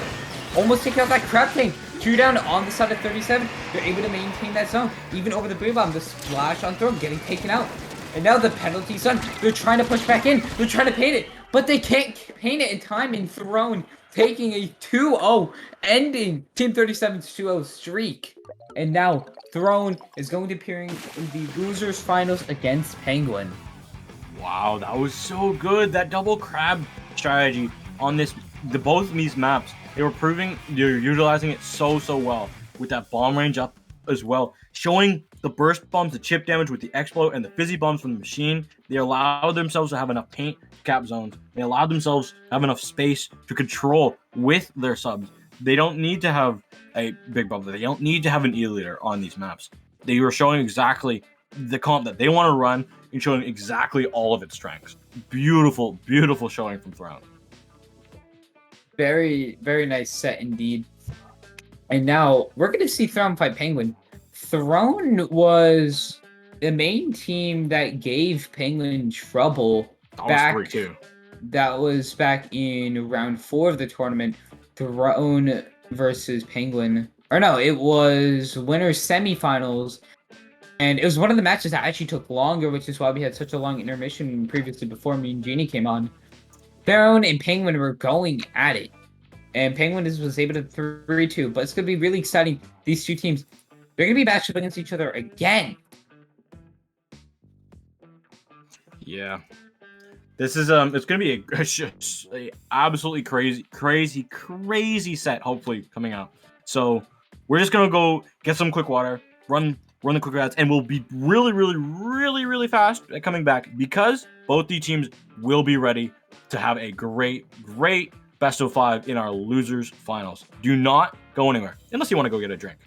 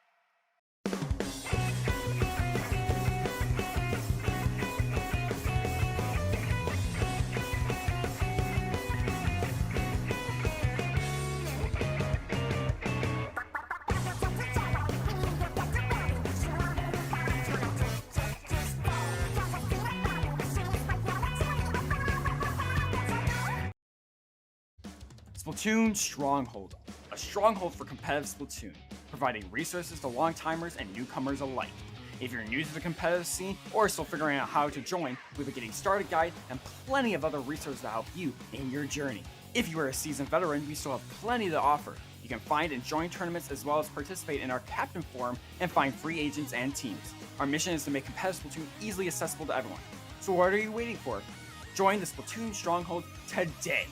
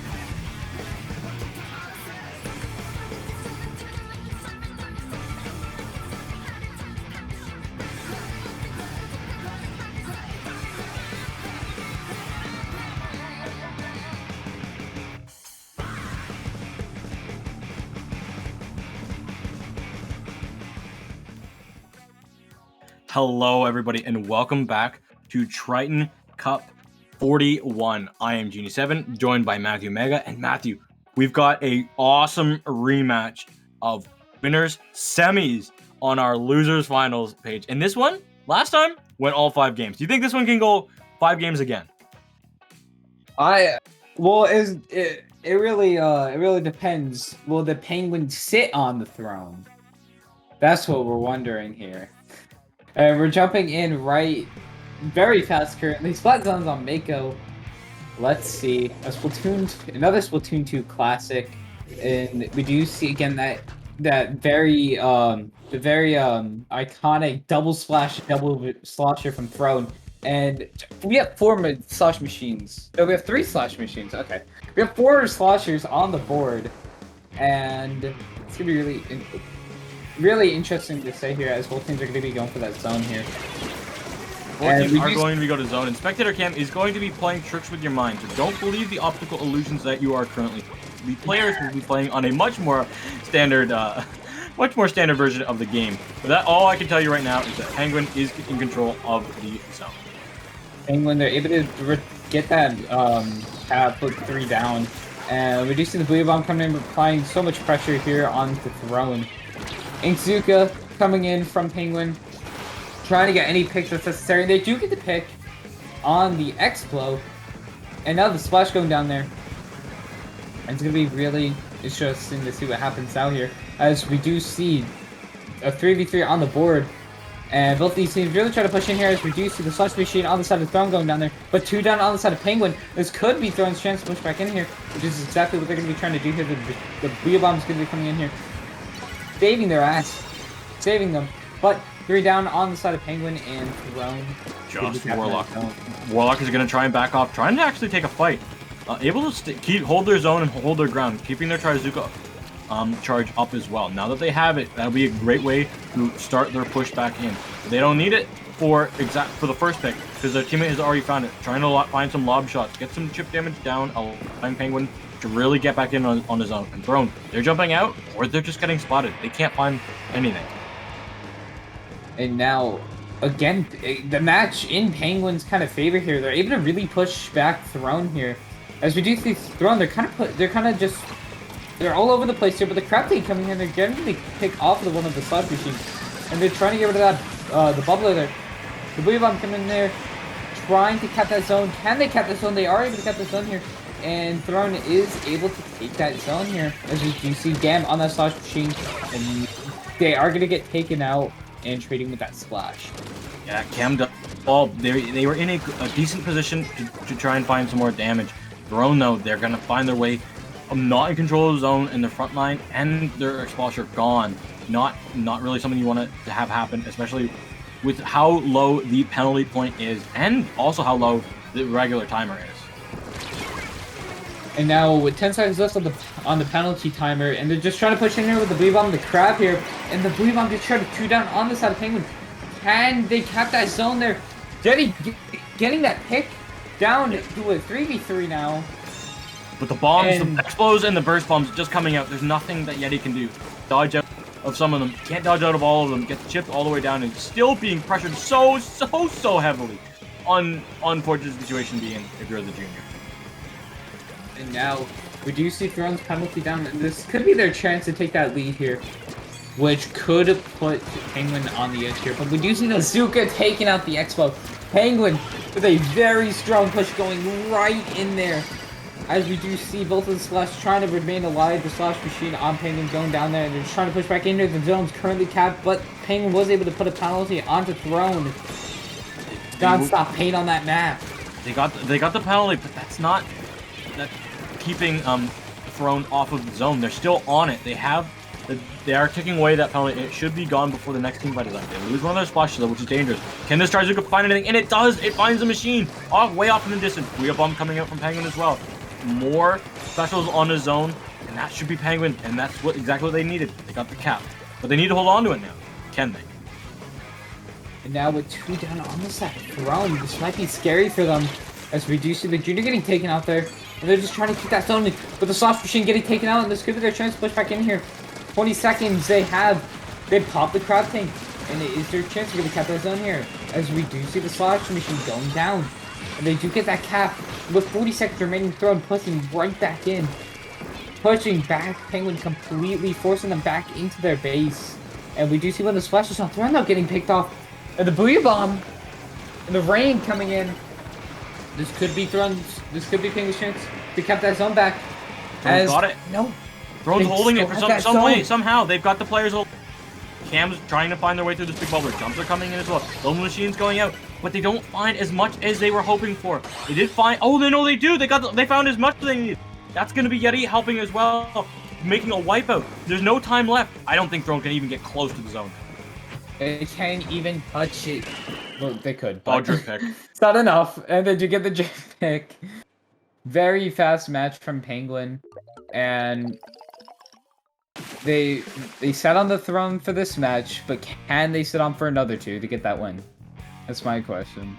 But this match was so tight between these teams before, so I don't think just one. The first game will help either team get to that coveted 3 wins in this best of 5, but I don't think it's all that crucial when you think about it. I don't think the set's over. We have few more games to play here, so I wouldn't be panicking if I spent all of my if you spent all of yours. What are Dapple tokens called? Dapple tokens?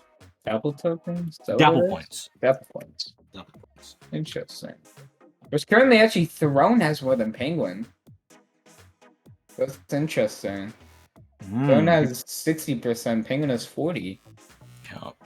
It's gonna be close set. But will it be as close as Catnet and Penguin? I think it'll be. Ooh. I don't know. Those were intense games. It didn't feel like it had that quite intensity, but also I don't feel like I felt like the crabs are being answered more by the machines, which is weird. The Booyah Bombs aren't great at count. Booyah Bombs and crab have a weird matchup. If a crab is popped first, it could be a Booyah Bomb. But if the Booyah Bomb is popped first and then the crab is popped, the Booyah Bomb can shred the crab. It's a weird matchup. They kind of counter each other at the same time. Well, I feel like it goes in crab's favor more often than not. Well, let's see. We do see the double slosh and double splash coming out again. It's worked for them in the past, and they almost had that last match, so I think Throne does have a good chance of winning this. But is it enough to keep up with Penguin's pressure is the question, as we do see 2 down, 3 down on the side of Throne, and a wipe for Penguin! Wow. And So early, so dominant. Beautiful. And now they're going to claim that bridge. They push right into their base, trying to claim as much territory as they can, keeping out Throne at all costs. That's what they really need here. Yeah, but it's going to be hard because he's going to pop that Booyah Bomb, throwing it all the way up to Pigeon. Can they find anyone? No, but they've made enough space and pressured a lot of members of Throne. They've already popped 2 specials from Throne. That's not something you want to do just to get out of your own spawn. They haven't even gotten to the first choke point, being bridge, and they have to contest with Penguin's Booyah Bomb. They have lived with 45 seconds on the clock. Sure, okay. Oh my gosh, the clock kept ticking very fast. It's Both just teams are going down fighting there. But underneath the bridge. splash goes on. But the splash, they might be able to get a pick, or maybe get this on, but no, they get set again. They pop that crab there. But the slash machine taking out that Expo. The paint on the zone. The zone is massive. Keep it They going. keep it. They have to neutralize it. They have to get there. It's too big. No, it's too late. It's Penguin. A 0 to 100 KO. And I don't think they neutralize it. No, they Penguin couldn't. is showing dominance. No, they couldn't. And that's wow. Penguin. Showing that they did their homework from the last set. Showing Penguin knew exactly what they needed to do. I don't know whether it was a reverse sweep or if it was a trading maps all the way back and forth, or if any team took a if there was at any point in time that Throne was up 2-1. I don't know. I don't know what the standings were of that one. If somebody does, I'd love to know. But it's a difficult road if Throne wants to get back. If they want to get out of losers finals and into the grands.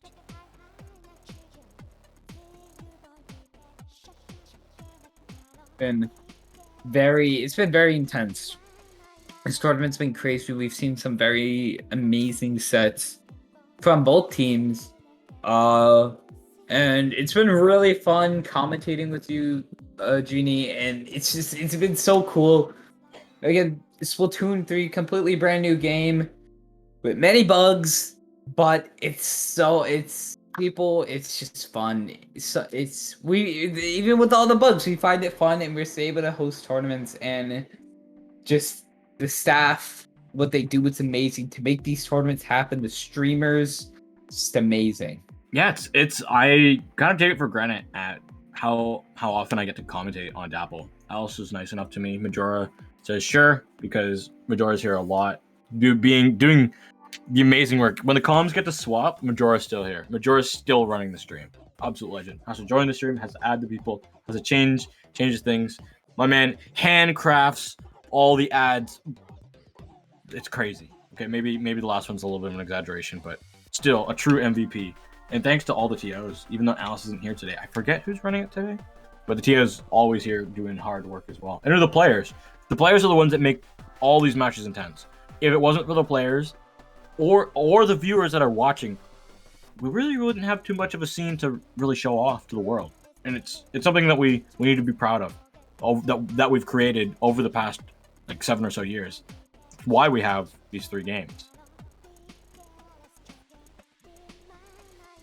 Amazing. Yeah, but shoutouts to Undertow. People like to love it. Some people like to hate it. More people like to hate it than love it. I don't know. Get used to it, people. I love Undertow. Why did they take my block away? I don't know why they took my sniper block away. Like, why? Why did they think that was a good idea? Because they said, no, Genie, you can't have your fun. I was like, it was fun when I played against Eliter on top mid. It was fun when I played heavy versus Eliter on there. But who really likes to play heavy versus an Eliter, let's be honest here. And it was fun playing Tri-Stringer up there. But no, they just have to make it not fun because Machine exists. If Machine doesn't exist, then I think this map would be fun. I think people would actually really enjoy it. We'll have to see. It's gonna be difficult. I'm gonna be straight up honest with if I've been thrown. I would be shaking right now because this is a Machine map and Penguin has been running double Machine.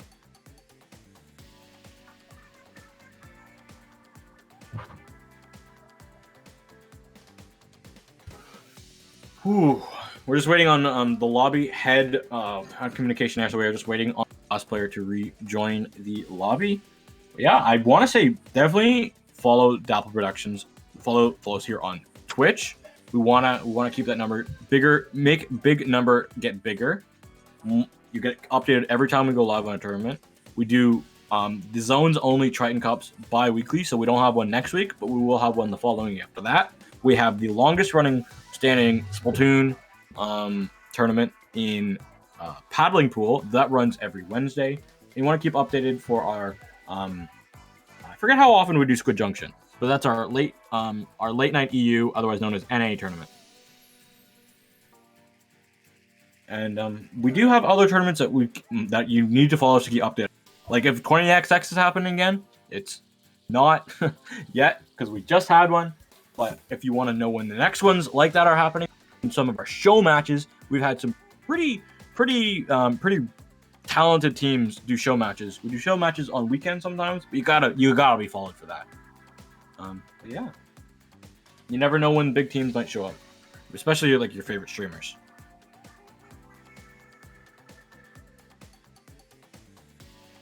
Everyone hates Undertow. Undertow. I see it in the Twitch chat. Undertow. You say Undertale is kind of what if you close your eyes?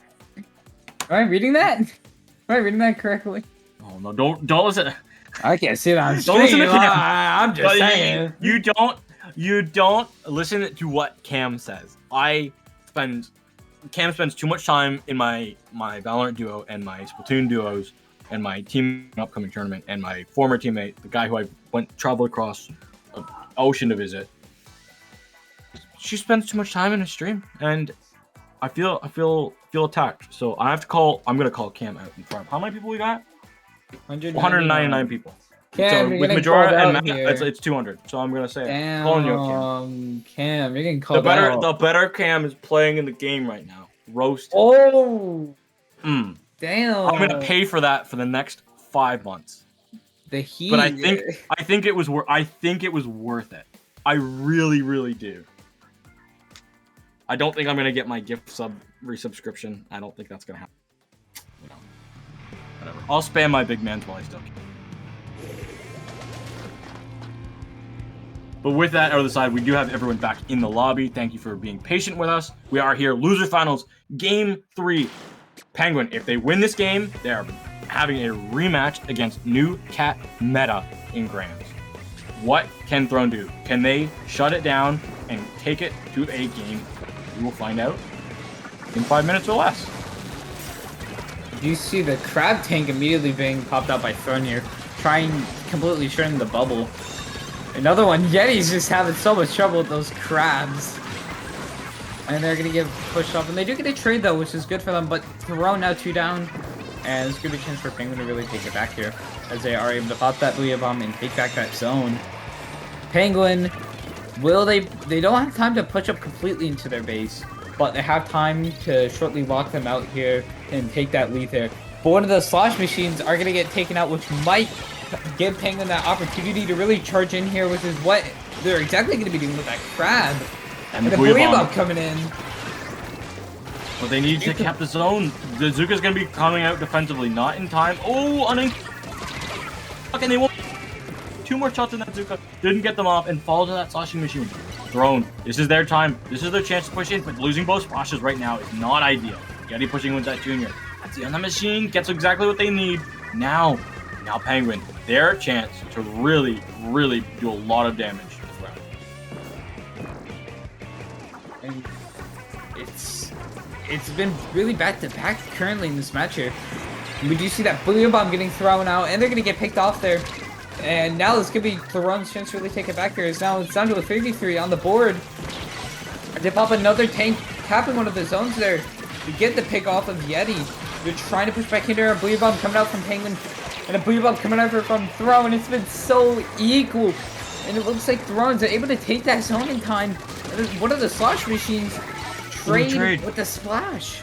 Trade with the splash. Throne, they've got only the Expo alive and they're stuck in a corner. They're going to get taken out and that's going to be a wipeout. Penguin holding onto the zone. They have Big Bubbler. They have Trizuka.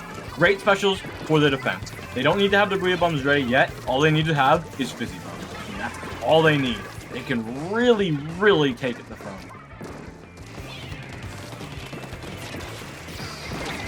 Here comes the offensive crab and defend Zuka and Booyah Bomb from Penguin. They're going to get some trades around. Zones have been neutralized. Still in favor of Penguin, though.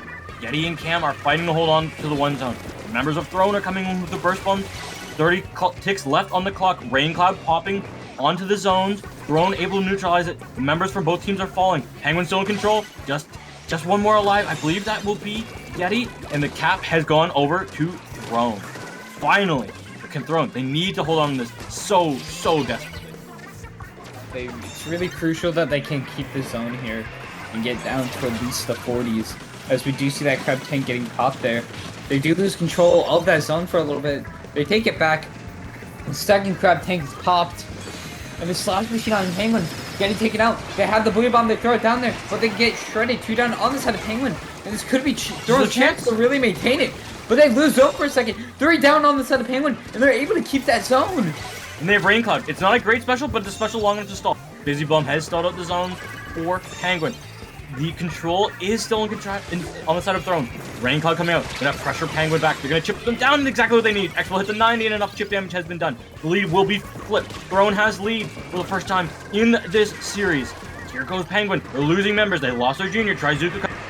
Can they find what they need? They find 1. They need to find 2. They have found 2, but they need to get the zone. They need to get the zone. They've neutralized it. Booyah Bomb comes out. No, wait. Takes it. No, they can't hold on to it for long enough. Throne coming away in the final hours when they needed the zone most. They held on and they held strong. Wow. Beautiful. Throne won't go down without a fight. They won't. The long road for them. Ken picks now. Also, we got our poll results. It's 50-50 if you like Undertow. Ooh. It's interesting. We're the 7 people who voted that it was good. I just want to talk. What do you mean? I just want to talk. Okay, let's talk. Let's talk about it. What do you want to talk about? Oh wait, I can't see it. Undertow is a very what's the right word I can say on stream? Very sussy map. Late no, night fun. not that Late it's- night fun time map. like a word a word that I can say that's not bad. Late night Like- fun. Late night fun time. map. Late night fun time map. Map that nobody likes. Who It's a- voted that? It's fun. I don't No, know. it's not. It's okay against if you're playing against a machine. I'll agree with you. It's a map, but if it's you have to get it's more. It's a better map. I'm gonna get so much hate for this right now.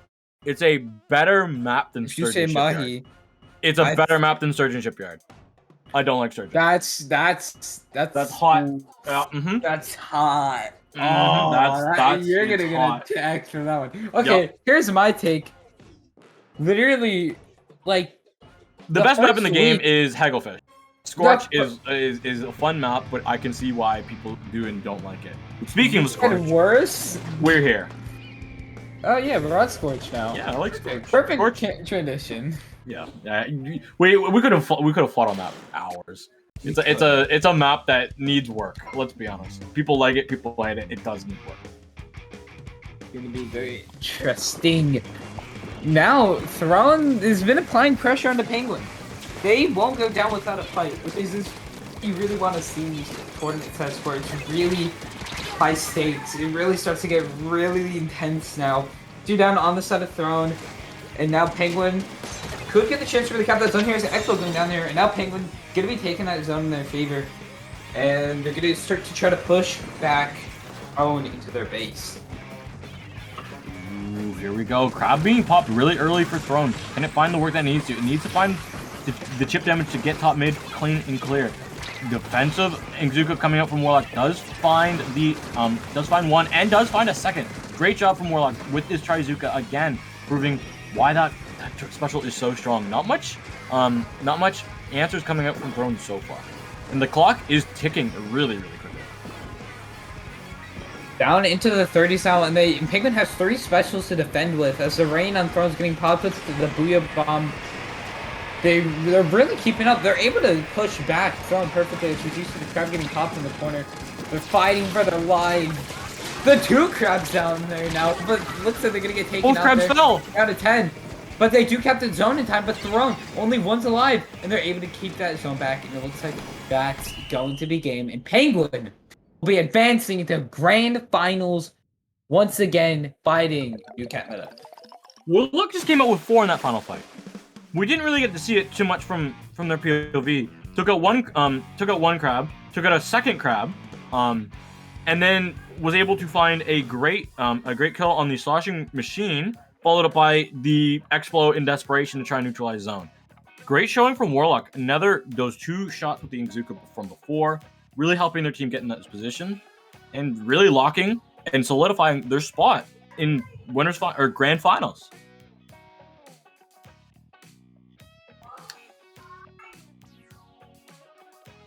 Ooh. Are you ready? Are you ready, Matt? I'm not ready. I'm not ready. We're having an intense cat penguin battle. I want everyone to get their penguin emojis, and I want everyone to get their We new need a cat meta. chant. Like And, how they do chants in I tournaments. want to see the And- copy passes in chat. I want Come to up see with the your best copy ones. passes. I want to see this Twitch chat be absolutely vibing after we come back from this break. Yeah, think of them while we're on break, while we're getting ready. And we'll be back shortly. So get your chants ready, everybody.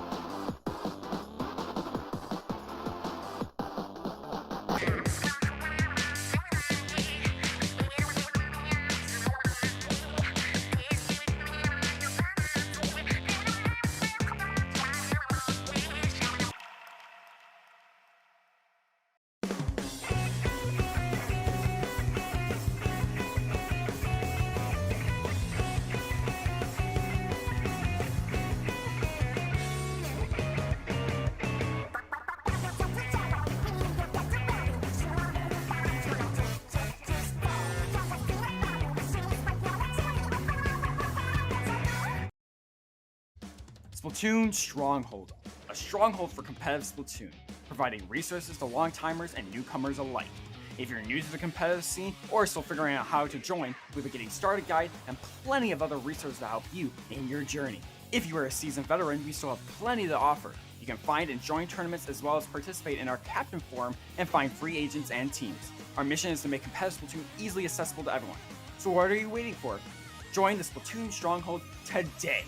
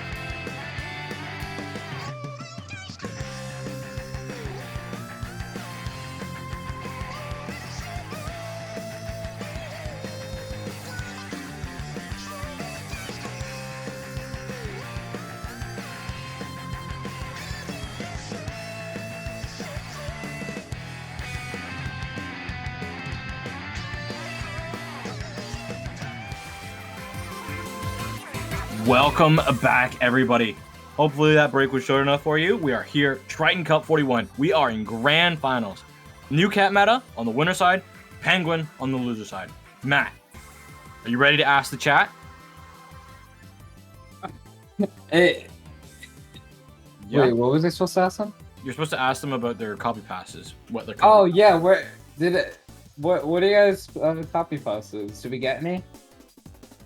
We got. I want this entire chat filled with cats and penguins. Yes. Yeah. We want to keep the chat active and we want to keep the chat hype.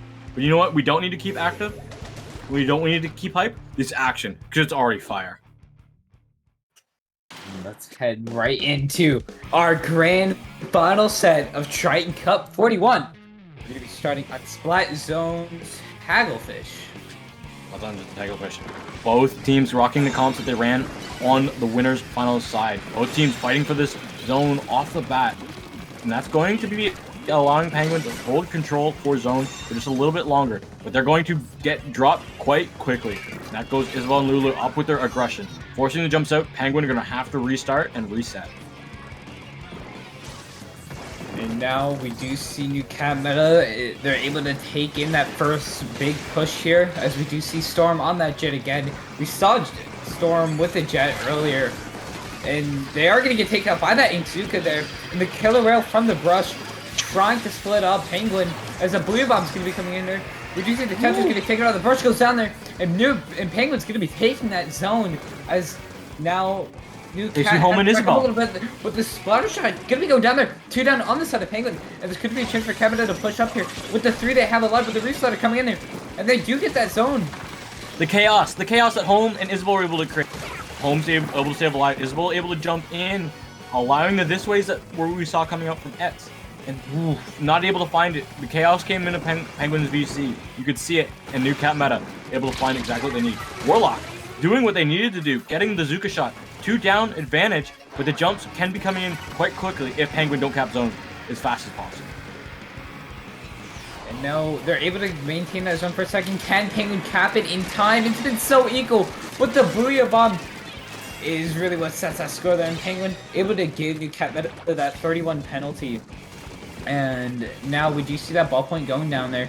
Tetris going down there. And now this could be checked. Penguin taking that zone back. Dude, Cat Meta has to be careful here. It's the brush getting taken out there. And now that jump's gonna get punished completely. No, it's Isabel. Isabel can dodge and leave. Isabel special. Isabel jumps in, doesn't mean that's a free kill. Jumps out, jumps to safety. Has the reslider almost. I don't think they know that there's somebody below them and is going to have to watch out for the saucer machine. But the reslider doing a lot of damage, but not able to find it, even though it definitely looks like it should have. And now we do see the slosh machine on the side, living through everything, and Penguin taking that lead there. What? Junior goes down, and now we do see the jump cancel coming in here. But no, the jump survives. And Penguin still has that zone down to 21. You kept that up, tapping that zone with 2 down on the side of Penguin. And I want to know how long Isabel Isabel's coming in there. I want to know how long Isabel was there. There was like no time whatsoever. Oh, excuse me! I thought I wasn't the only one that Isabel was the one who got splatted in that fight. The Sasha me threw the Booyah Bomb, threw the Fizzy Bomb, was like, yep, that's the kill. I see it on my mark. But didn't realize that was the junior across, or the brush across the map. The zones are close. New Cat Meta. They are very tight at taking this lead. Can Penguin get in here? Can they get in here in time? We're looking to fight here. Big fight coming up. Booyah Bomb from one side, and that's allowing Penguin to reclaim zone and firm up their lead. Down to a 3v3. Cat Meta capping that zone, trying to maintain it with that jet support. The Booyah Bomb coming in. They do get the pick off of the junior, then the restarter coming in there. The Crush pushing up completely, getting rid of the picks, but gonna be taken out there. Down to a 3v3. Cat Meta taking that zone. Penguin's just trying to cap it in time. No other teammates respawn there. We do see Isabel getting taken out, and Penguin capping that zone, trying to assert any penalty that they can in New Cat Meta. Another Booyah Bomb coming in. The zone's been so equal. Storm with the Jack coming in, completely forcing Penguin out there. Storm Jets haven't found as much value as they found in the last set, which is crazy to say. Even with New Cat Meta being able to take this lead, no time for Penguin to get in. They have very small window here. They've got a big bubbler, and the brush, and Lulu is down. They have not much time. Tetra's gone. Isabel's gone. Lulu down again, but they need to get in. Penguin needs to get the zone. They have. They got it. They used the 1 Booyah and 1 Bubbler, allowing them to have 2 specials to really solidify this. They're going to pop it, try and take out the members in that big Bubbler. But the big Bubbler stands strong, protecting from all 3 of those things you can shot. Lulu trying to find the damage that they can find. Isabel flanks around the right. They can't find what they want to. That Booyah Bomb allowing Penguin to hold on for a little bit longer. Their penalty is very, very low. The Warlock falls. And now 2 down on the side of Penguin.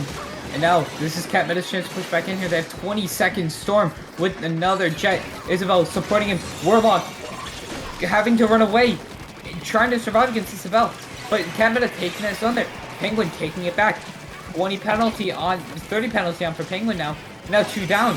And New Cat Meta, they have to push in here. And it looks like they do take that zone. No, they lose it. But no, never mind. They take it back. And New Cat Meta taking that first game. New Cat Meta. The copy passes weren't strong enough. Penguin couldn't find the win that they needed on this first map. The chaos caused by New Cat Meta proving to be just a little bit too strong in this first map. But this series is not over quite yet.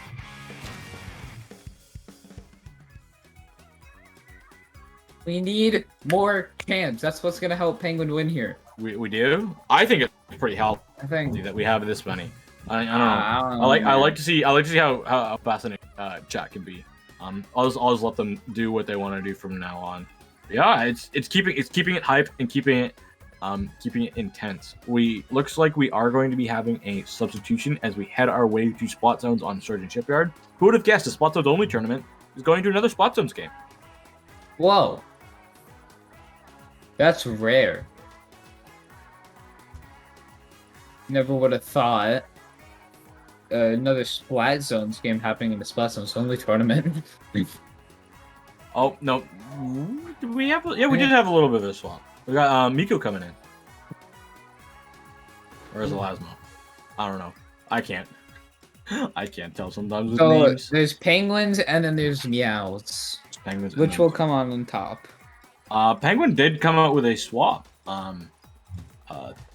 They're going to be taking out one of their machines. I wonder if me continuing to play that machine instead of Est. We'll have to see once we ready up because I will not be able to see in spectator camera. For Sturgeon, it would be interesting to be able to counteract Storm so Storm doesn't have the free reign on that ballpoint without having to worry about a charger. But you kind of lose that speed. But they've been the slower team, so it's an interesting balance. Oh, from those player cards, I can tell that should be a charger player card. And it is a Splatterscope coming in for Penguin on Sturgeon. That might be the secret sauce that they need.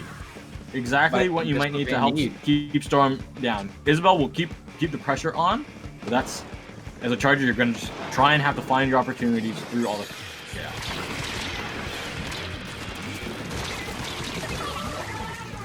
And just already in the first few seconds, we have a double on board, and we have some crazy picks happening here. Storm in that fight box, trying to get his way out of there with the brush there. Isabel now in brush, so that's gonna be really. No, I'm okay. Never mind. Okay, well, Lulu's still on the brush. Lulu's on the brush. We got you. There's Isabel. There's Isabel. I was so confused. I thought I saw. Okay, never mind then. But the charger getting taken up by Isabel here.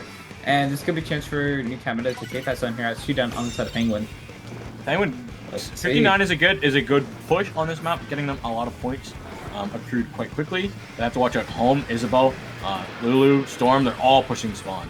This is a lot of space being taken. I believe Yeti can make their way through the zone if they want to.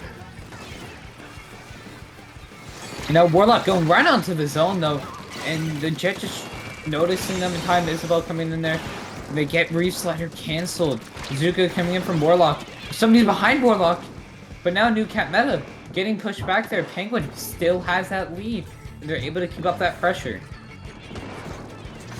I'll ask Miku on that sniper, on that right side. But all the members of New Cat Meta are on that left. Here they go. Specials have been popped. People rushing in. That's going to be 3 down on the side of Penguin. Make that a wipeout. New Cat Meta, they lost 2, but those jumps will allow them to get back in here. Lulu's can take a lot of space here and now. What do you think that Penguin's gonna have to do to get back in? It's gonna be really interesting. New Cat Meta, they've been really good at locking up, but so has Penguin. Penguin's also been, we've seen Penguin more on stream. They've had some really good lockouts here. New Cat Meta taking that lead here. Splatterscope taking out that ball point. Now 2 down on the side of New Cat Meta. The blue bomb coming in. It looks like they are going to be able to get the chance to get this on there, and they do take it. And the killer whale not being able to put as much pressure on it. Isabel getting taken out by the junior. Storm Hero coming in. Is it enough? He does take out Warlock. Yeah, Storm ballpoint there with that, rocking that off point. Has to watch out for the charger. Wants to take that fight. No fear at all. Knowing that Isabel's going to be coming in and doing a lot of damage. Finds one with this jet. Doing exactly what he was doing before. Can he find another? No, not quite. But the damage has been done. New Cat Meta allowing themselves to reclaim the zone again. Zones keep flipping back and forth, exactly as a spot zones match really should go, but it doesn't happen all that often on matches, especially on all maps, especially like Surgeon. We still have 2 minutes remaining. We still have time, but New Cat Meta, they've shown so much dominance over this tournament as a Seed 1 team. And they're really living up to their seed number. As we see Isabel going right into their base with that brush. But they gotta be careful because the zone might get captured. And the zone does get captured. But no, Warlock gets taken out there. And they're able to repaint over that zone there. And now another 2 down on Penguin. And it looks like that's gonna be game. And now New Cat Meta 2-0 over Penguin. And the pressure is on. It'll take a reverse sweep and a bracket reset if Penguin wants to win this tournament. It'll take them to win the next, just like the next game. They're in a do or die situation here. So dangerous. But wow, New Cat Meta, they were able to take the fights what they needed, and the last couple fights, when you win 2 in a row, it feels like in spot zones, you can really get the snowball rolling.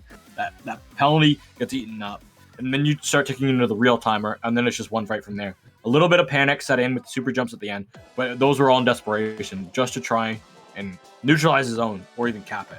And we will be seeing a swap out again. from the side of I believe, yeah, that was a Penguin. They are going to be swapping again.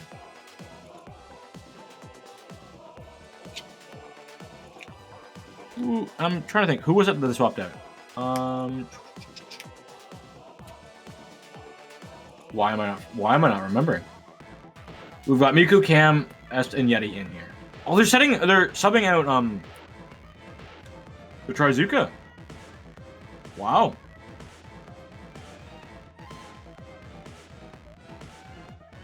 It'd be really interesting to see what happens. And now, I think they're going to go double machine charger here, plus their junior. I think that's the comp that they're going to want to run. That's what they're looking like.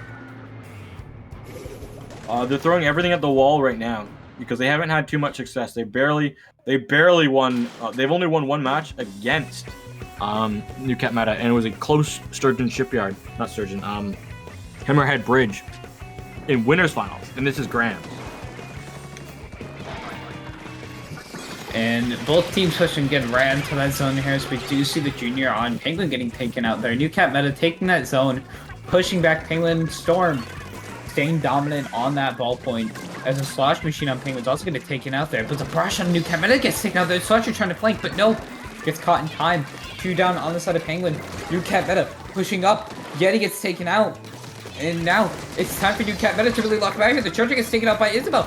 And then Turner, the 180, taking out that Slosher.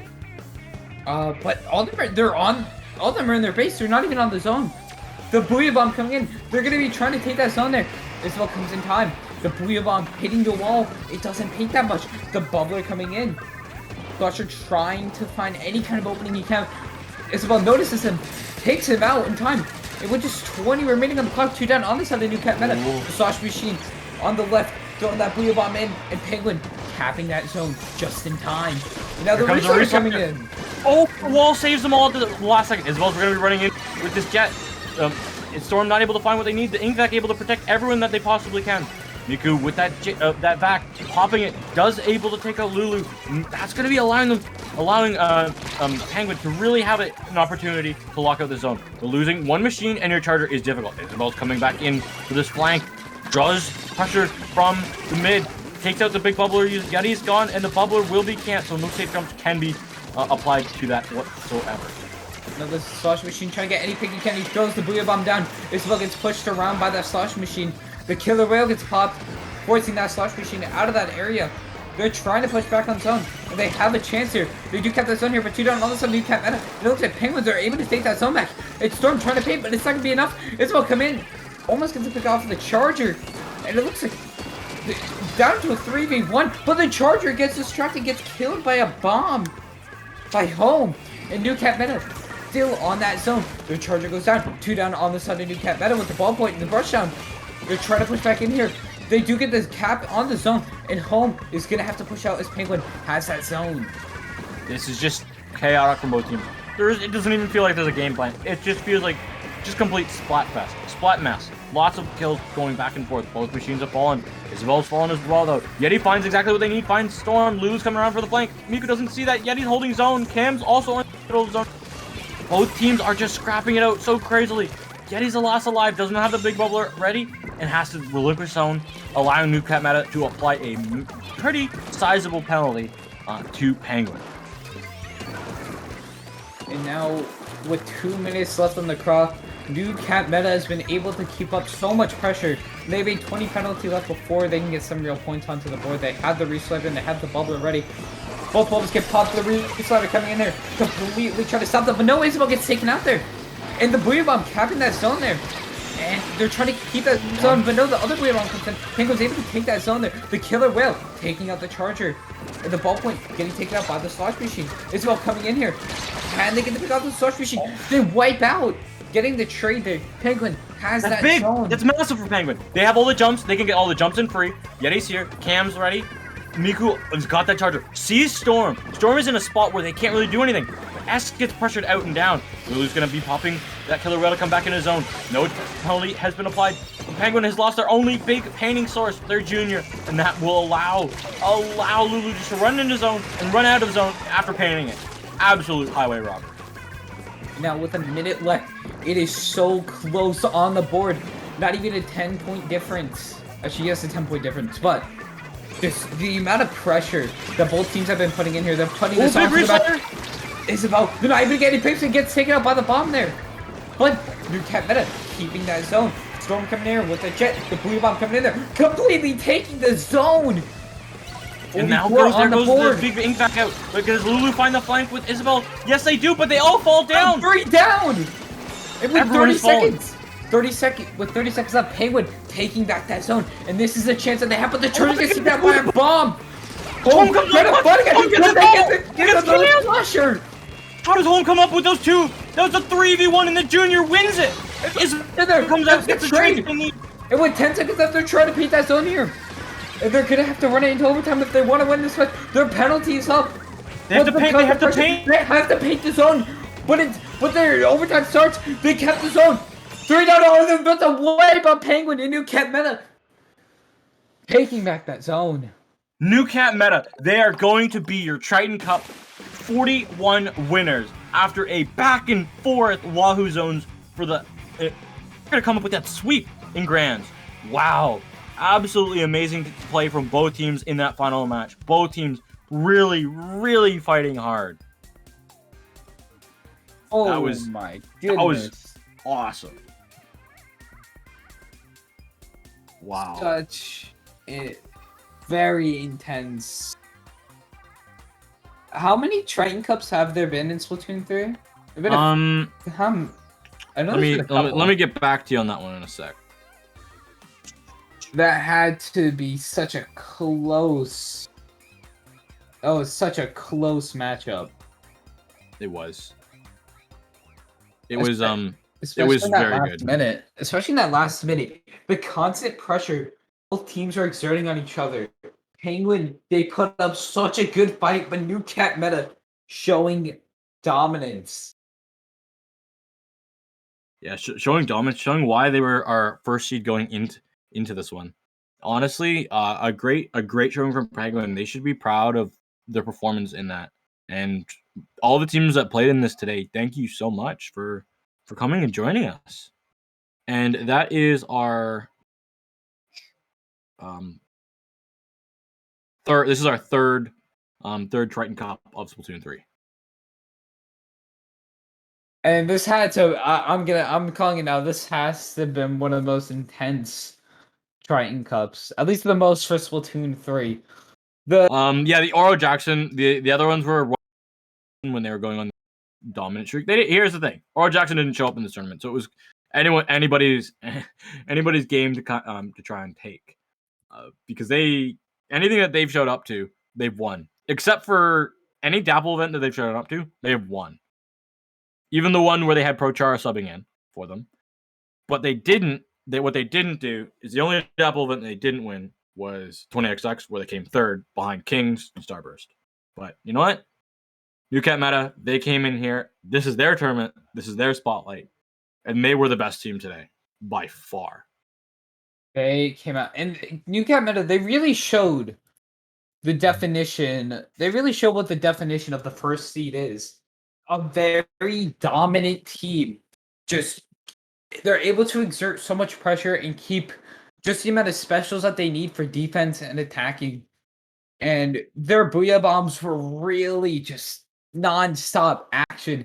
It was super intense. And again, New Cat Meta, they really showed what the definition of this first seed was.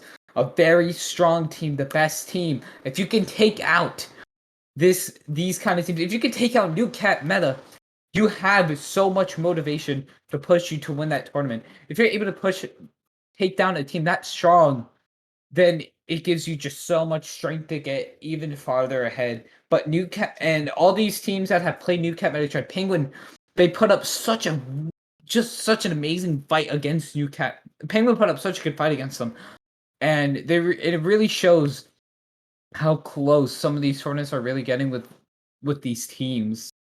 It's been very intense, and it's been great, and I think this Triton Cup was really a success. You know what people can do if they want to see more great action? What can they do?